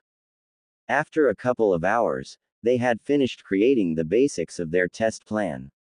Naruto would fill in the blanks and the rest of the details to have a complete set of clinical trials ready to run in a week's time. It was at this point that Naruto remembered about Kurenai's little plateau. "Oh, Kurenai," asked Naruto, waiting as Kurenai turned her gaze to him, "I have an idea as to what might be causing your chakra plateau." Kurenai looked at him expectantly as he paused briefly before continuing, "How are your ninjutsu and your taijutsu?" She answered him honestly in a tone that belied no feelings or opinion on the matter in one direction or another. "Both are quite lacking, to be honest. If it wasn't for the fact that I'm better at genjutsu than even the 5 Kages are, I'd only be a special Junin, and not an elite one. I'd say that with the ninjutsu that I do know, I have Junin level mastery of them, but I only really know the substitution, the transformation, the clone and the teleportation. My taijutsu is the academy style with a few things of thrown in, but I'd say that I can fight with that at solid Chunin level." Naruto nodded knowingly before giving her his analysis of her problem. "I think your problem lies in the fact that you have so few ninjutsu, as well as being lacking in taijutsu. Most Junin have the ability to manipulate their chakra into at least 2 elements, and from what you told me about the chakra control exercises that you know, there are 2 vital types of chakra control exercise that you're missing. One is change in chakra shape, such as what Suna's puppeteers do with their chakra strings, and the other is change in chakra nature, which is how we make our elemental ninjutsu more effective, and also how medical ninjas turn their chakra into medical chakra. Let's take the second Hokage's infinite darkness jutsu. It requires both great control and some pretty good size reserves, both of which you're finding to be beyond your current level, right?" Kurenai nodded in response, paying rapt attention to his explanation. Naruto continued, "Well, one thing you'll remember about Tobirama Senju was that not only did he have very formidable skills in genjutsu, but his main strength was his control over water-based ninjutsu, specifically, both his ability to change the chakra's shape into streams, waves, walls, etc. And also his chakra's nature, from normal chakra into water-based chakra, both of which added to the degree of control he had over his own chakra. On top of that, he was also able to use space-time ninjutsu almost to the level that my father could, and his physical battle prowess was on Might Guy's level if not beyond it. Being able to add precise amounts of chakra to his blows and his weapons also did a great deal to build both his control and his reserves. It was all of these different ways of controlling chakra that he employed that, combined together, gave him the overall degree of control required to use genjutsu as effectively as he could. Kurenai frowned in both thought and mild frustration at this. She could somehow sense in her gut that what he was saying was spot on, but she was also mildly frustrated that it wasn't until now that she had become aware of the problem. Deciding that continued frustration would serve no purpose, she nodded in acceptance of Naruto's analysis. So, I now know my problem. Do you have any ideas as to how I can fix it? She asked in honest curiosity. Actually, yes, replied Naruto, currently seeing several steps that she could take in correcting her problem. I think the first two things we'll need to do are to train your body and your physical battle skills, using chakra to enhance them at the same time, and also help you with training change in chakra nature. Do you know what your primary elemental affinity is? Fire is my main element, responded Kurenai. Okay, we can start there. Do you know the shadow clone jutsu? No, I don't. Well, all you need to do is create this hand sign. He showed her the cross-fingered hand sign for the shadow clone jutsu, and pump as much chakra as you can into it. Since you already have Junin level reserves, you won't have to worry about chakra exhaustion on your first attempt. Kurenai placed her fingers together as Naruto had demonstrated, molded as much chakra as she could, and shouted, "Shadow Clone Jutsu." To both their surprise, 15 clones of Kurenai came into existence. Naruto looked at the original to see that she was panting slightly. In a tone showing how impressed he was, he said, "Very good, to get it on your very first try like that. It says a lot about the chakra control you have already, and it looks like this is about your safe limit at the moment. Remember what I said about shadow clones sending their experiences back to the user. What you're going to do is create about 5 shadow clones at a time right now, and use them to train your fire manipulation, while we train your body and give you more options with armed and unarmed combat, while also working on adding chakra to your physical combat skills." Kurenai smiled, somewhat tiredly at this, as she nodded, thankful that Naruto would take the time to help her as she would to help him. Naruto told her to go ahead and dispel her clones, as since they hadn't taken the time to learn or do anything, she could safely dispel them without a backlash. She did so, feeling some of her chakra returning to her. As she dispelled them, Naruto's clone came back in to inform them that dinner was ready. Naruto nodded in thanks, at which the clone dispelled, giving Naruto its memories of preparing some broiled fish and rice with a vegetable stir-fry, as well as some octopus with wasabi, and 2 chocolate parfaits for dessert. Naruto smiled at this, knowing Kurenai would be delighted at tonight's meal. Before heading up to dinner, however, Naruto took the time to work out a rough training schedule for him and Kurenai over the next week before they would be adding the clinical trials for genjutsu countering into the mix, which only took a few minutes. After this was done, Naruto motioned to her as he said, "Well, are you ready for dinner?" She smiled and nodded, "Yes, I am. I'm actually quite hungry." "Well, then let's go eat," he responded with a smile as he led her to the teleportation seal and brought her back to the main level. Once they got to the main level, the smells of delectably prepared dishes flooded their senses, causing their mouths to water. Naruto led Kurenai to the dining room table and pulled a chair out for her, allowing her to sit down. As Kurenai looked at the spread, she gasped audibly and grinned from ear to ear as she noticed her favorite dish among them. She allowed Naruto to prepare her plate, which included a portion of every dish at the table. As he put it down in front of her, he also poured her a small glass of vanilla-flavored vodka, causing her to smile even more. "Naruto, thank you so much. You didn't have to do all this, she responded in a tone that once again belied her gratitude. Naruto simply chuckled and smiled. Hey, it's no problem at all. I'm glad to do something like this for you. After Naruto quickly prepared his own plate, he took the seat to Kurenai's immediate right at the round dining room table.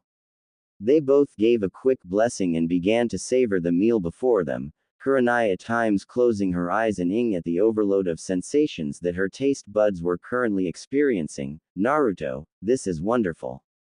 Well, thank you. I'm glad you think so, as the chef never gets tired of compliments to his cooking, he responded jovially, enjoying both his meal and the opportunity that he was taking advantage of to entertain a first-time visitor to his home.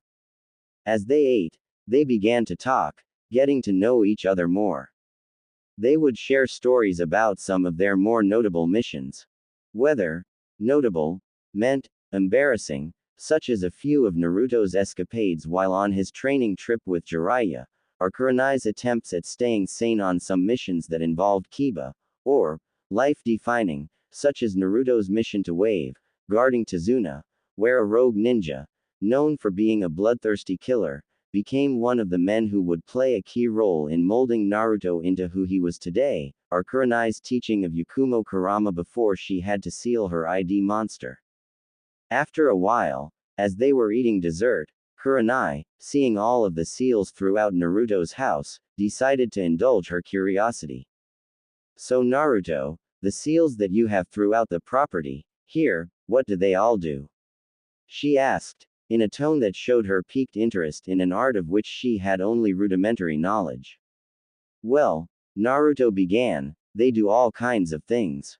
The ones you saw on the wall outside, for example, have several functions. They reinforce the strength of the wall, enabling it to withstand all kinds of attacks by dispersing the force applied to a single spot and redistributing it throughout the wall, rendering both physical attacks and ninjutsu-based attacks against it ineffective. They also prevent anyone from being able to use chakra to stick to it, so that nobody can run up the wall and climb over the top of it. But, even if they were to somehow get to the top of the wall, there are perimeter seals lined all along the top that would force any intruder that tried to cross the perimeter back out. The seal you saw on the gate is a locking mechanism that only recognizes the chakra signatures that I permit to be programmed into it. These systems allow me to completely control who can enter and who can't, making it the single, most secure structure in Konoha.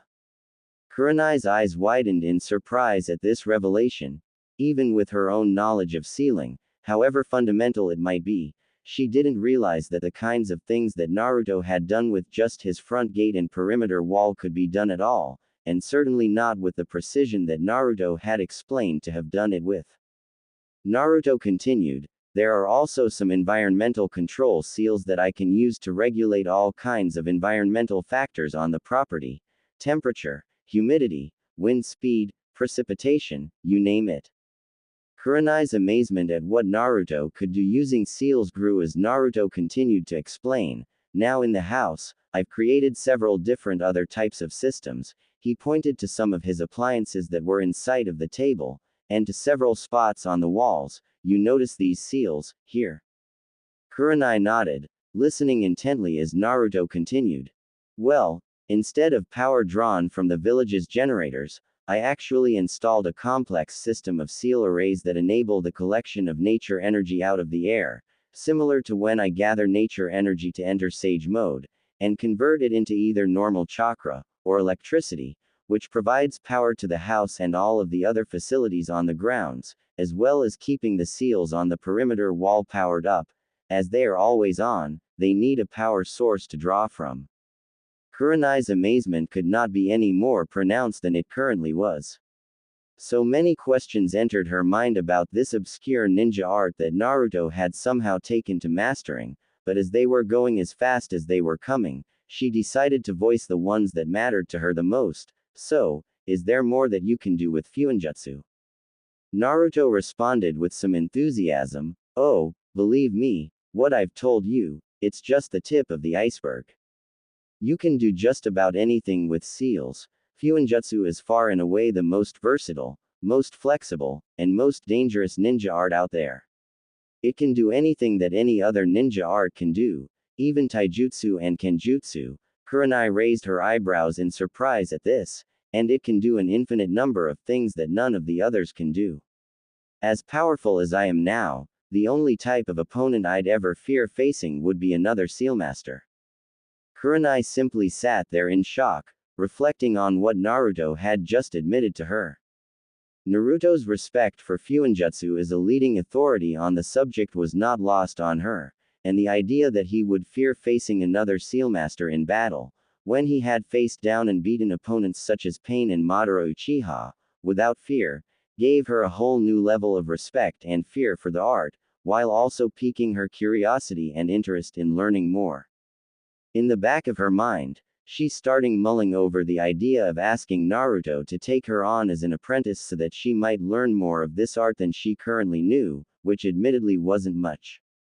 Naruto continued after a brief pause, breaking her out of her musings once more. Oh, one point of interest is that I was able to create a method to counter the caged bird seal of the Hyuga branch family. Really? Asked Kurenai with surprised curiosity. I know that Hinata always wanted to abolish the caged bird seal. Naruto's eyes seemed to darken when she mentioned Hinata's name, which did not go unnoticed by Kurenai. Kurenai narrowed her eyes at this, a thoughtful frown adorning her soft features. Oh, I'm sorry, Naruto. Naruto gave a weak, understanding smile. No, that's okay. It's not your problem, it's mine. Kurenai's frown deepened at his response. She took a moment to study him, looking into his eyes. She was surprised at how much they revealed to her. The same pain, isolation and loneliness that she had seen in a young, undersized genin with Naruto's face several years ago, but there was something different about it this time. It might have just been her experience with these same feelings in the last 4 years or so, but for the first time, she was about to understand and empathize with him. In a moment of boldness, she decided to ask the uncomfortable question, "Do you need to talk about this, Naruto?" Naruto brought his gaze up to her, actually meeting her eyes. Looking into them, he realized that behind those mesmerizing ruby orbs was a woman who seemed to really know how he felt. He had caught the word need, as opposed to the word want, in her question. He could tell that she knew he didn't necessarily want to talk about it, but he truly did feel the need to. He hadn't talked about this with anyone except Hiashi, and that was only because Hiashi brought it up with him in order to persuade him to try to fix the issue. Naruto sighed. Yeah, I think I do, he began as he took a breath to compose his thoughts, trying to determine where exactly to begin. Hinata's been a particular sore spot for me ever since the war. He frowned before continuing, Kurenai simply waiting quietly for him to continue at his own pace, giving him her undivided attention. He finished collecting his thoughts and proceeded, I just can't help but wonder how someone so warm and caring could become as cold and as heartless as she has. When we started our relationship, even though we were in a war zone where anything could happen, we were happy at first. As she started to change, it hurt me so much. I was watching it happen, and I couldn't do anything to stop it, and Kami only knows, I tried. I know she wasn't well respected in camp, even Hiashi and Hanabi didn't treat her with any respect as a comrade, and it finally just got to be too much for her, you know. Kurenai nodded, her face having saddened at the question. Like Naruto, she had also tried to turn her from that path, ironically pointing to Naruto as the example to follow.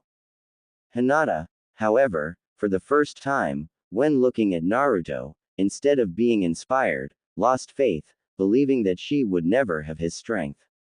She had finally been overwhelmed and broken by the coldness and seeming hatred directed at her from her supposed comrades in the camp, as well as from her own family.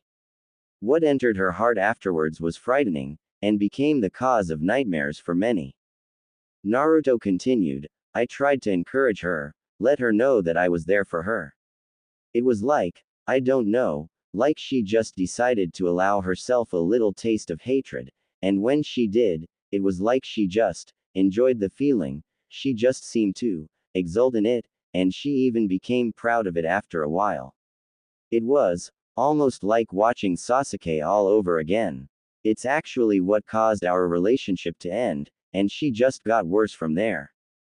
Kurenai, knowing exactly what Naruto was talking about, took a moment to interrupt his thoughts. You know, I saw the same thing you did. I loved her like a daughter. The truth is that I still do, but her growing coldness and hatred just made having any kind of loving and positive relationship with her impossible. She and I don't talk anymore, either, for the very same reason, and I was so angry with her after I heard about what she did to Hanabi. Naruto closed his eyes and nodded sadly, remembering the first time Konohamaru brought his new fiancée over to his home, in the wheelchair that she had to spend most of her time confined to. It was Konohamaru who had told him that Hanabi had suffered her injuries at Hinata's hands. Hanabi could not walk now without the assistance of either a walker or someone she could lean against for support, and even then, she could only do it for short periods of time before vertigo and dizziness would get the better of her. She could no longer mold chakra properly without severe pain, she would never be able to fight again, and these injuries were untreatable, the damage had been too extensive to repair completely. She was little more than a cripple, now, and it was painful to see. While Naruto's thoughts were occupied with Hinata's journey into darkness, Kurenai thought back once more to the times where she had tried to steer Hinata back to who she was, and the one point that seemed to stand out more than any other in her mind was Naruto's example. This brought her thoughts to the times that she had watched the tall blonde whose company she was now enjoying. She remembered watching his fight with Kiba in their first Chunin exam preliminaries, completely writing Naruto off as the loser in the fight, only to watch as, beaten, battered and bloody, he continued to stand back up, again, and again, and again. He just would not stay down, and in the end, he won the fight, shocking everyone there, except Kakashi, and strangely enough, Asuma, now that she thought about it. Even in retrospect of his victory against Kiba, she, along with almost everyone else in the stadium at the final round a month later, had written Naruto off once more as someone who didn't stand a chance, only to be proven wrong again.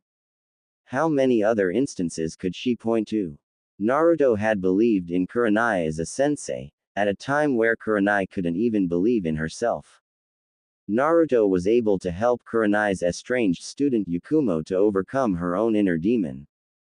In effect, it was Naruto who brought her and her team back together, while at the same time playing an instrumental role in healing the damaged bond between Kurenai and her first apprentice. Then, there was the fight against Pain. She was indoors, sedated in the medical ward, having just miscarried her and Asuma's child due to being hit by falling debris, but she had heard about the fight, mostly from Sakura and Hinata, and listening as the rest of the village confirmed what she had been told. Naruto had defeated an opponent who had not only never lost a battle, but whom the Hokage herself could not touch. She had seen Naruto around a few times after that, but it was always in passing. Even with his random outbursts of hyperactive joy, he never looked truly happy to her, even being worshipped as a hero. The only exception being when he and Hinata first decided to become involved with each other, and even that was short-lived as Hinata's descent into hatred and callousness began. Through it all, whether he was labeled as the village pariah, the village idiot, or the village hero, he always had the same look in his eyes, the same look he had right now: pain, isolation, loneliness, at least with regards to when he was reminded of his past. But, somehow there was more. Seeing the same eyes any time she looked into a mirror in recent memory, Kurenai could see that he was still quite lonely. Naruto? Asked Kurenai, in an effort to get his attention. Naruto abruptly came out of his reflections as he blinked and turned to her. Yeah. Do you still talk with any of the Konoha 11, or your old senseis? She asked, curious yet concerned. Naruto gave a wry smile and a bittersweet chuckle at her question. It's that easy for you to see, huh? She nodded with an apologetic grimace on her face. Well, Shikamaru and I talk as often as we can. He's my best friend from the Konoha 11 right now, and he's actually been a phenomenal help to me since I got back from training with Pervy Sage. Kurenai giggled at the term of endearment that Naruto had given Jiraiya, remembering how much it used to annoy the Toad Sannin to be called that. Naruto smiled at her giggle before continuing, "Did you know that it was Kakashi who came up with the shadow clone training method?" Kurenai shook her head. "No, I didn't realize that." "Well, he came up with it specifically for me. At the time, I needed to be able to take years' worth of training and condense it into days. I had learned that I was a wind type, and Kakashi was training me in how to change the nature of my chakra into wind chakra. It would take a lot longer for me to master than most, because my ungodly huge chakra levels inhibit my control like you wouldn't believe." Naruto sighed as he knew this could drag a while if he didn't get to the point. "Well, long story short, I mastered the training, and used it to create my wind style, Rasengan, and wind style, Rasenshuriken. Well, even though I was recognized as a powerful ninja, I was still considered a moron by just about everyone. While we were on the front during the war, Shikamaru requested that I be transferred under his command. He remembered some of the harebrained, on-the-fly battle plans that I would come up with when he and I were on missions together, and he had remembered Kakashi's training of my chakra nature. Shikamaru thought that if it would work with my chakra, why couldn't he apply the same method to sharpen my mind as well? Kurenai raised both eyebrows in surprise at this. "So that's how it happened," she mused, remembering the glint of intelligence that she had seen in his eyes for the first time today. "Needless to say," continued Naruto, in an effort to wrap his story up, after countless hours of groups of clones reading the exact same books under different environmental conditions, and after multiple games of shogi played against both Shikamaru and myself, hundreds of times over, Shikamaru began to notice that not only was I learning the things that were in all of those books more effectively, my ability to think became a lot sharper as well. Shikamaru continued training my brain this way, and he also started pulling Grandma Tsunade in to run medical scans on my brain after telling her about my training and the results. Grandma discovered that my brain was making more and more accelerated neural connections, and my IQ was also going up in leaps and bounds. Nice little side effect of this was that my chakra control got a little better, as my mental started to catch up to my physical a little bit. Kurenai asked curiously, "So what is your IQ now?" Naruto answered with just a hint of pride, "Right now, my IQ is about on par with Shikamaru's." "Wow," said Kurenai, in quiet astonishment. She hadn't realized that he had gotten that smart. Though, knowing Shikamaru the way she did, this is probably the end he had in mind when he started training Naruto's mind. If what Naruto said wasn't an exaggeration, then even Sakura's intelligence now paled in comparison to his own. "Sakura," thought Kurenai, reminded of the question she had originally asked him. "So, do you still talk to anyone from the old team Kakashi?" Sai died in the last battle of the war. Kurenai nodded sadly, remembering when they had held his funeral and carved his name onto the memorial stone. "Kakashi doesn't really do the whole friends outside of work thing. We talk pretty regularly, and we even train and spar together, still, but that's about it, and if Kakashi's okay with that, so am I." "Sakura, that's kind of a strange situation," he trailed off, trying to figure out how to explain his and Sakura's estrangement.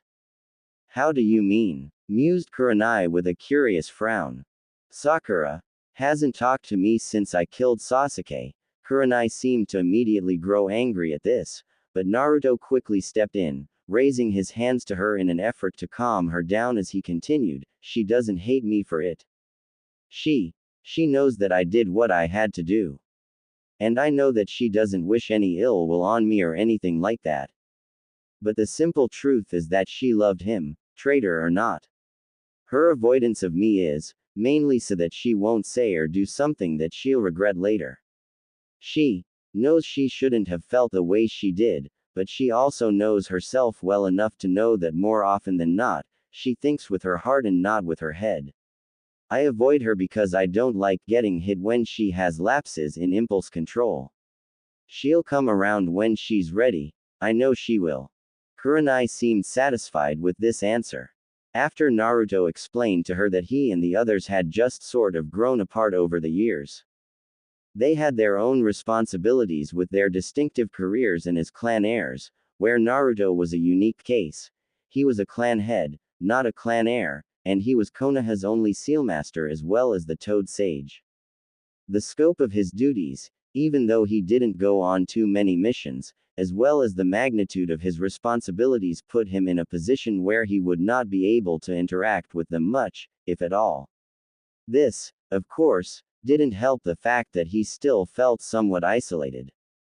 And yet, the strength of character and generosity of spirit that he displayed throughout his life never once wavered, never once did he give up, never once did he let the hurt and anguish he was feeling get the better of him. She couldn't help but wonder where his inner strength came from. The more she thought about it, the more she had to know. She began hesitantly, not sure if this was an appropriate question or not. She chose to err on the side of caution. Can I ask you a question of a personal nature? Shoot. He responded, affirmatively.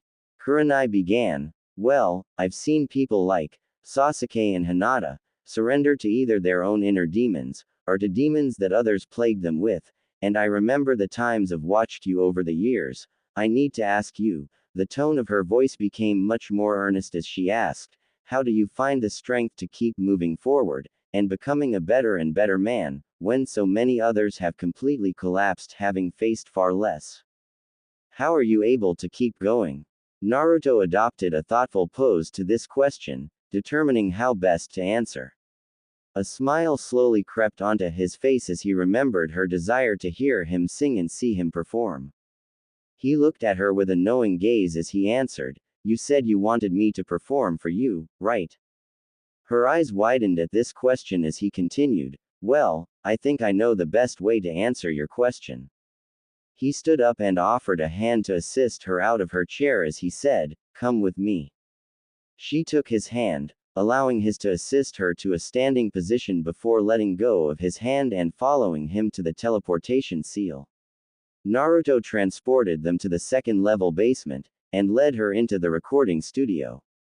After creating a few shadow clones, who immediately started getting to work setting up instruments and connecting all of the accompanying equipment, Naruto then led her into the director's booth so that she could listen from there. Kurenai waited patiently while Naruto and his clones set up the instruments that they would be playing for the song he had in mind. 2 standard electric guitars, one for rhythm guitar and one for lead guitar, a bass guitar, a steel guitar, a keyboard programmed to sound like a grand piano, and a drum set. She found herself getting a little excited about hearing Naruto perform, believing that it would be quite an experience. Naruto spoke, now, Kurenai, I'm going to ask you to bear with me here, because nobody's ever heard me sing before. This song is called Do Something, and I heard it a couple of years ago. It just kind of resonated with me, because it's how I've tried to approach my life. So, here goes, let me know what you think afterwards, okay? And as Kurenai nodded, he began to strum on his guitar. Naruto played the last few notes of the song and closed it out, he and his band, placing instruments back on their stands before he dismissed his clones. He asked, so how'd I do? To Kurenai as he turned to her, noticing her stand up from the couch she was on. He saw that she was crying, on the verge of sobbing, her eyes wide in a mix of shock and awe. This caused him to frown in concern. He was about to ask if she was all right as she spoke in a voice that was equally thick with tears, you've never sang in front of anyone else before. Ever. Naruto, still frowning, shook his head, no. Kurenai shook her head in disbelief, speaking in a tone just above a whisper, you have the most amazing voice I've ever heard. Naruto blushed at this, and gave an embarrassed smile and chuckle, thanks. Why me? Naruto frowned again, this time in confusion, Kurenai elaborated, still in tears, why did you choose to reveal this part of yourself to me, of all people, when you've never revealed it to anyone else? What have I done to deserve all this? Naruto simply smiled warmly as he answered, you asked. You not only asked me to perform for you, but you also asked me a question that probably took some guts for you to put out there. Nobody else has ever done that with me, not even the few people that really do know me, and I appreciate the fact that you want to see the person behind all the talk. Kurenai couldn't help but smile in return, tears still falling. She walked up to him, taking one of his hands in both of hers, and looked him dead in the eye. Naruto, you've made what started out to be a terrible day for me, and turned it into a day filled with wonderful surprises.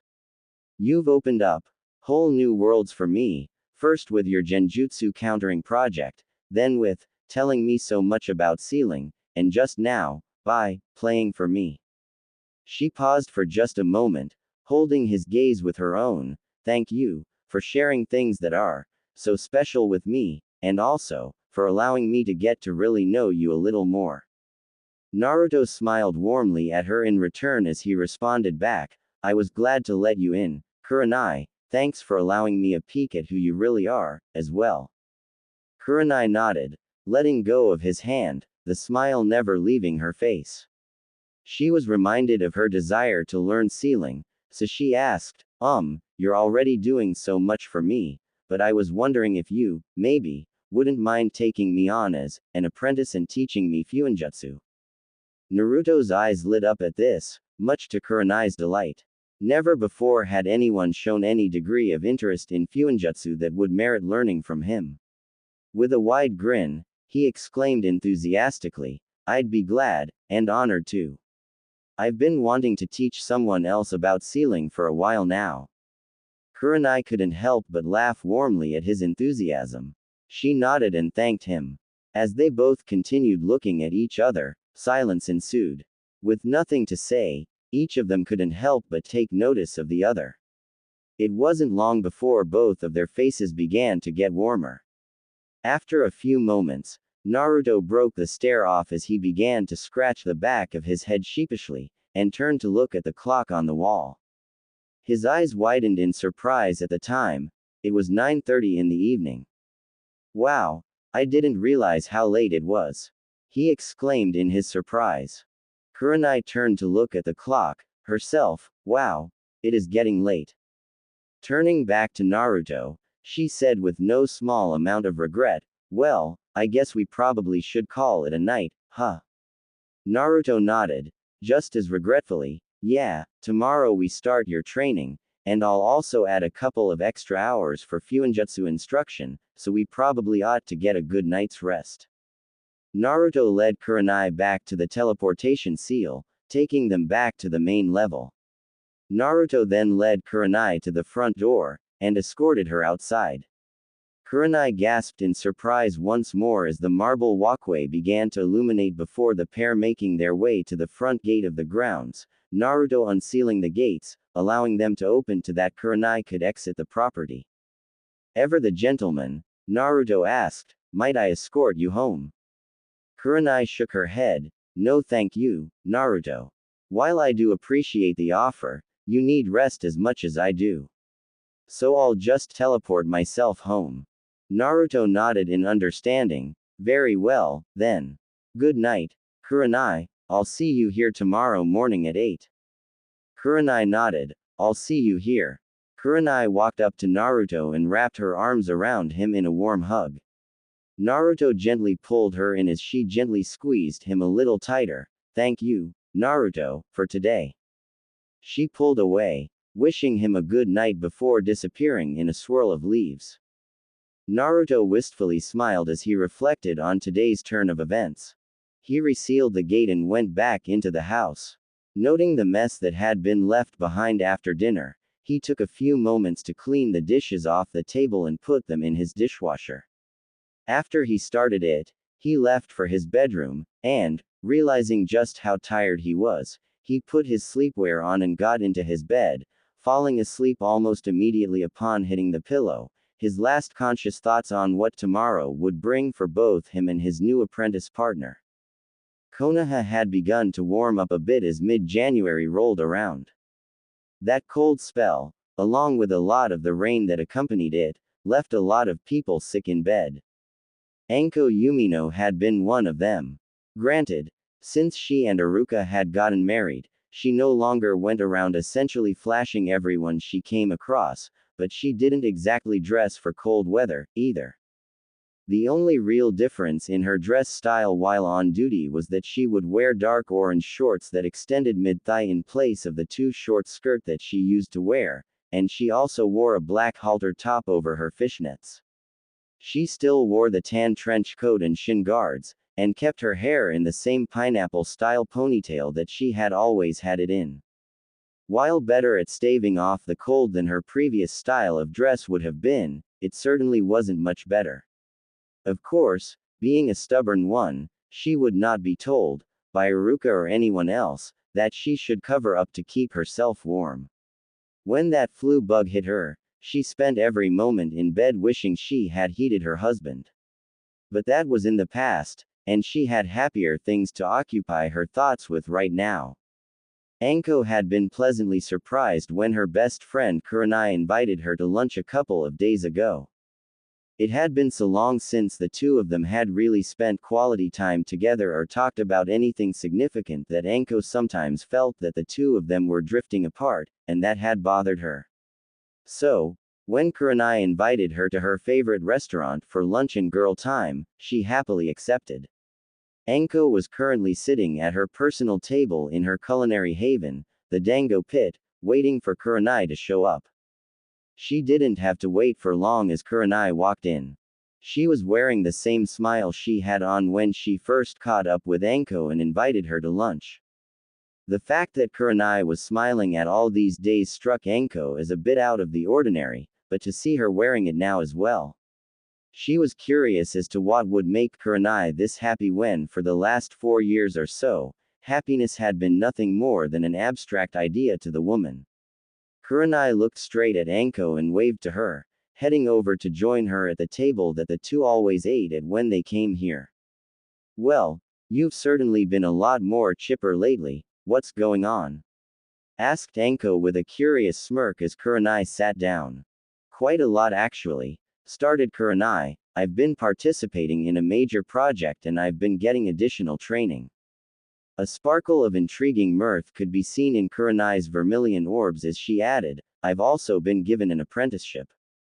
"Really?" asked Anko, now even more intrigued. "Come on, don't keep me in suspense, here. Tell me about it all. What brought all this on?" Kurenai began to recall the tale. "Well, it started last week, you know what I always do on that day." Anko nodded and narrowed her eyes, focusing on Kurenai as she told her story. Kurenai continued, "Well, everything started pretty much the same way as it did during the previous 3 years. This time, though, luck would have it that it rained rather hard that day, and it was also one of the colder days of this cold spell that we just got out of. I was wearing pretty much what you see me in now." Kurenai brought her hands up and moved them over herself to indicate the bandage dress that she was currently wearing before proceeding, "and I felt that if I were to go home to get some rain gear, that I just wouldn't be able to get back out there, so I decided to take my chances. It started raining after I was at the cemetery, and I was there for a good solid hour or more. I heard a few perverts off in the distance talking about what they wanted to do to me." At this, Anko responded with a frown that displayed both anger and disgust as Kurenai continued, "And then, a few seconds later, I felt a coat draped over me. I looked up to see who put it on me, and it was Naruto Namikaze of all people. It was his sage cloak." Kurenai's eyes almost seemed to gloss over as she began to recall the rest of the story. "Looking back, I'm not sure what it was, but when he just gave me a sad smile. I don't know. It was like," she paused, trying to find the right words, "it was like I could tell that he somehow understood me at that moment. As I looked at him, it was like, the dam just broke, and I just started letting everything I was feeling out, right into his shirt." she added with a chuckle as Anko just smiled in an amused fashion and nodded, waiting for her to continue. She did. Well, after that, he activated a seal in his cloak that dried me off and got me warm, and then he left me alone so I could finish visiting Asuma. When I got up to leave, he was waiting for me at the gate. It was still raining, so he wouldn't let me give his cloak back to him. Anko smiled knowingly as Kurenai had told her this. Leave it to my little bro to do something like that for a person in pain, he always does seem to know how to help. Kurenai continued once again. Well, after that, we just started talking, and we went to Ichiraku's for some lunch. We both got to know each other. You know, I learned so much about him that I didn't know, and I was shown that some things about him that I thought I knew were completely wrong, but anyway, we just talked, and he told me about a project he was working on that he was actually going to find me to ask for input on, anyway. So he invited me into his home. He invited you into his home?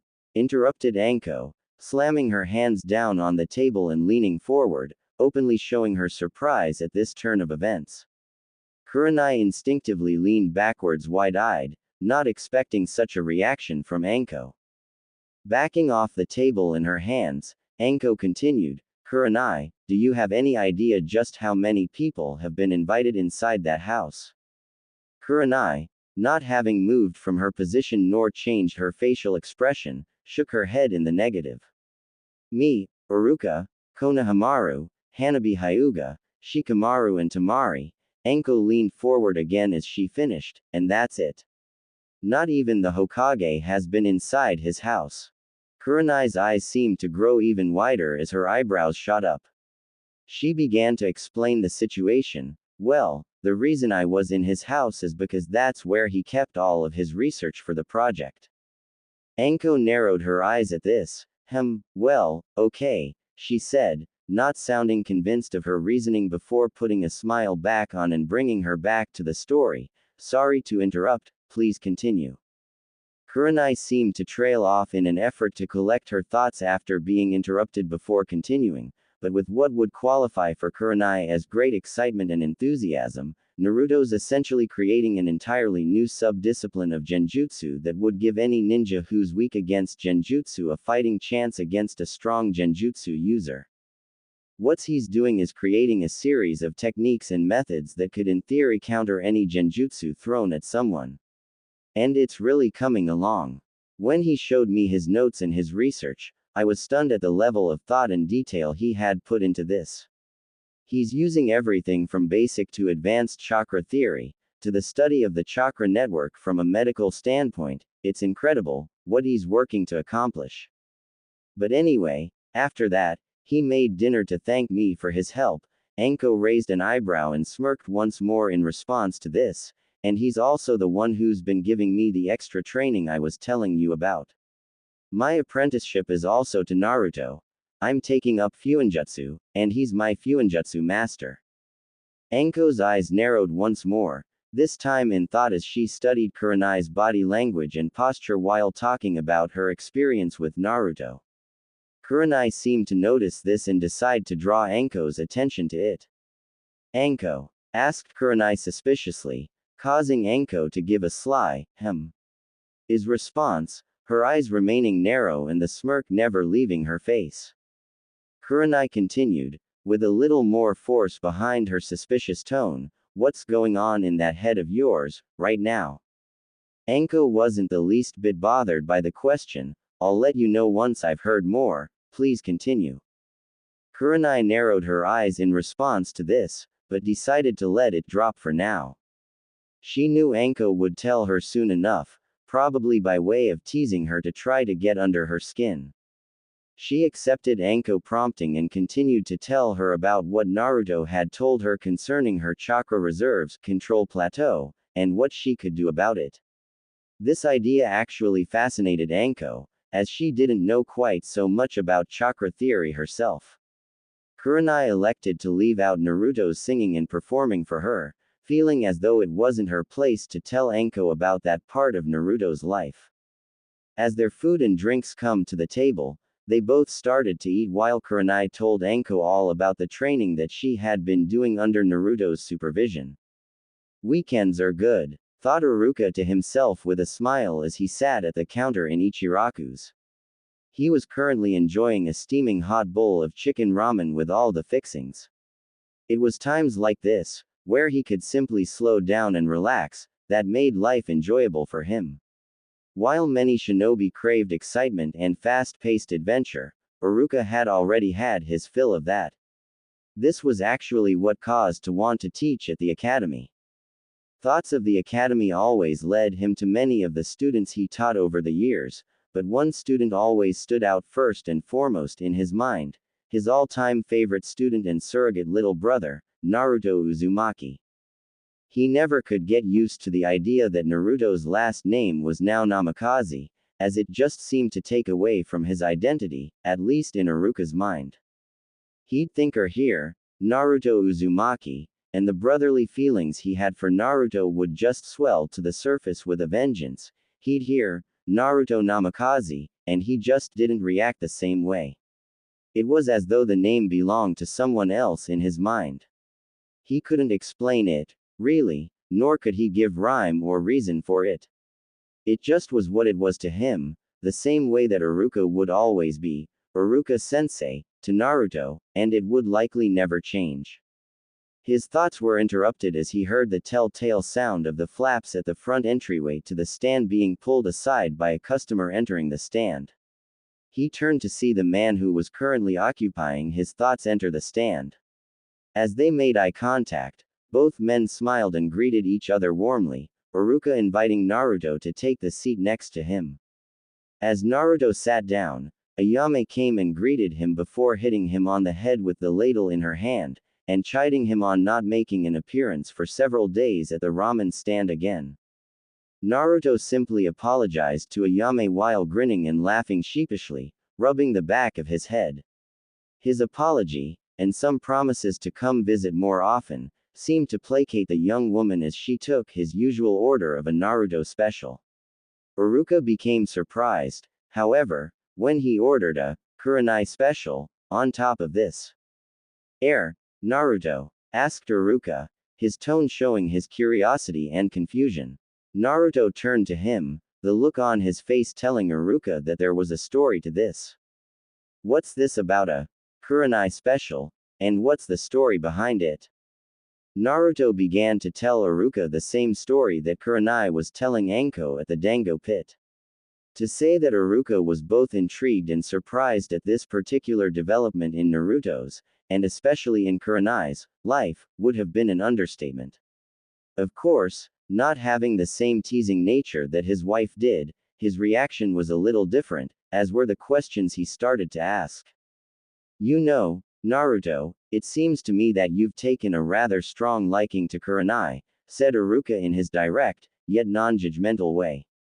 Naruto responded in a manner indicating that he didn't feel teased or threatened in the least by his statement. I don't know, Iruka-sensei. I'm not saying I don't, but the truth is I'm not sure how I should feel, or what I should do about it. You know, yourself, that I really haven't had any luck or lasting success with women. Iruka nodded sadly at this, knowing full well what Naruto's romantic history was like. He remembered how Sakura used to abuse him over the most unimportant things, or simply for the sake of her own annoyance. He also recalled when she would later try to use his feelings for her in an effort to try to bring Sasuke Uchiha back to the village, or to even deter him from pursuing Sasuke any further. Iruka also knew that Naruto and Sakura didn't talk these days after he had killed Sasuke in battle, and only gave each other a small smile and either a curt nod or a quick wave when they ran across each other in the village. Immediately after this, both would turn and walk in opposite directions to avoid further interaction. Iruka's reflections took a slightly darker turn after this, as he recalled what Naruto had told him about his short-lived relationship with Hinata Hyuga. On occasion, he had seen Hinata out and about in the village, usually with a contingent of Hyuga branch members in tow to act as bodyguards, attendants. Gone was the shy and kind young girl that he had graduated just 8 years ago. In her place was a woman who, while quite beautiful and desirable, carried herself with a coldness and an indifference to those around her, culminated in a perpetual glare and an almost half scowl that made her seem quite ugly to him. Even the way she spoke nowadays, when Iruka had actually heard her speak, was just frigid, as though it was an annoyance at best and a transgression at worst to force Hinata to use her voice and deal with people. Even Lord Hiashi hadn't been like this when dealing with those in the village. He had been rather arrogant and aloof, for certain, but he wasn't heartless the way Hinata had seemed to become. Iruka finally responded to Naruto's comment, "Yeah, I do know what you mean, Naruto." Iruka adopted a firm expression that Naruto often saw on his face when in his classroom, the expression that Iruka adopted when he wanted Naruto to pay particularly close attention to him. Seeing that Iruka had Naruto's attention, he continued, "But I also don't think that you should let that stop you from pursuing something, or someone, that could potentially be very good for you." "Easier said than done, sensei," responded Naruto with seeming indifference. "I know," said Iruka, who did know what Naruto was saying. Iruka continued, "Naruto, you trust me, right?" To which he received an apprehensive nod from the tall blonde, as this question usually preceded a topic of discussion that could be rather uncomfortable for him. Naruto was proved right in his assumption as Iruka followed with, "Then I want you to tell me something. What exactly is keeping you from exploring this? And I want to hear it all, not just the pat answer."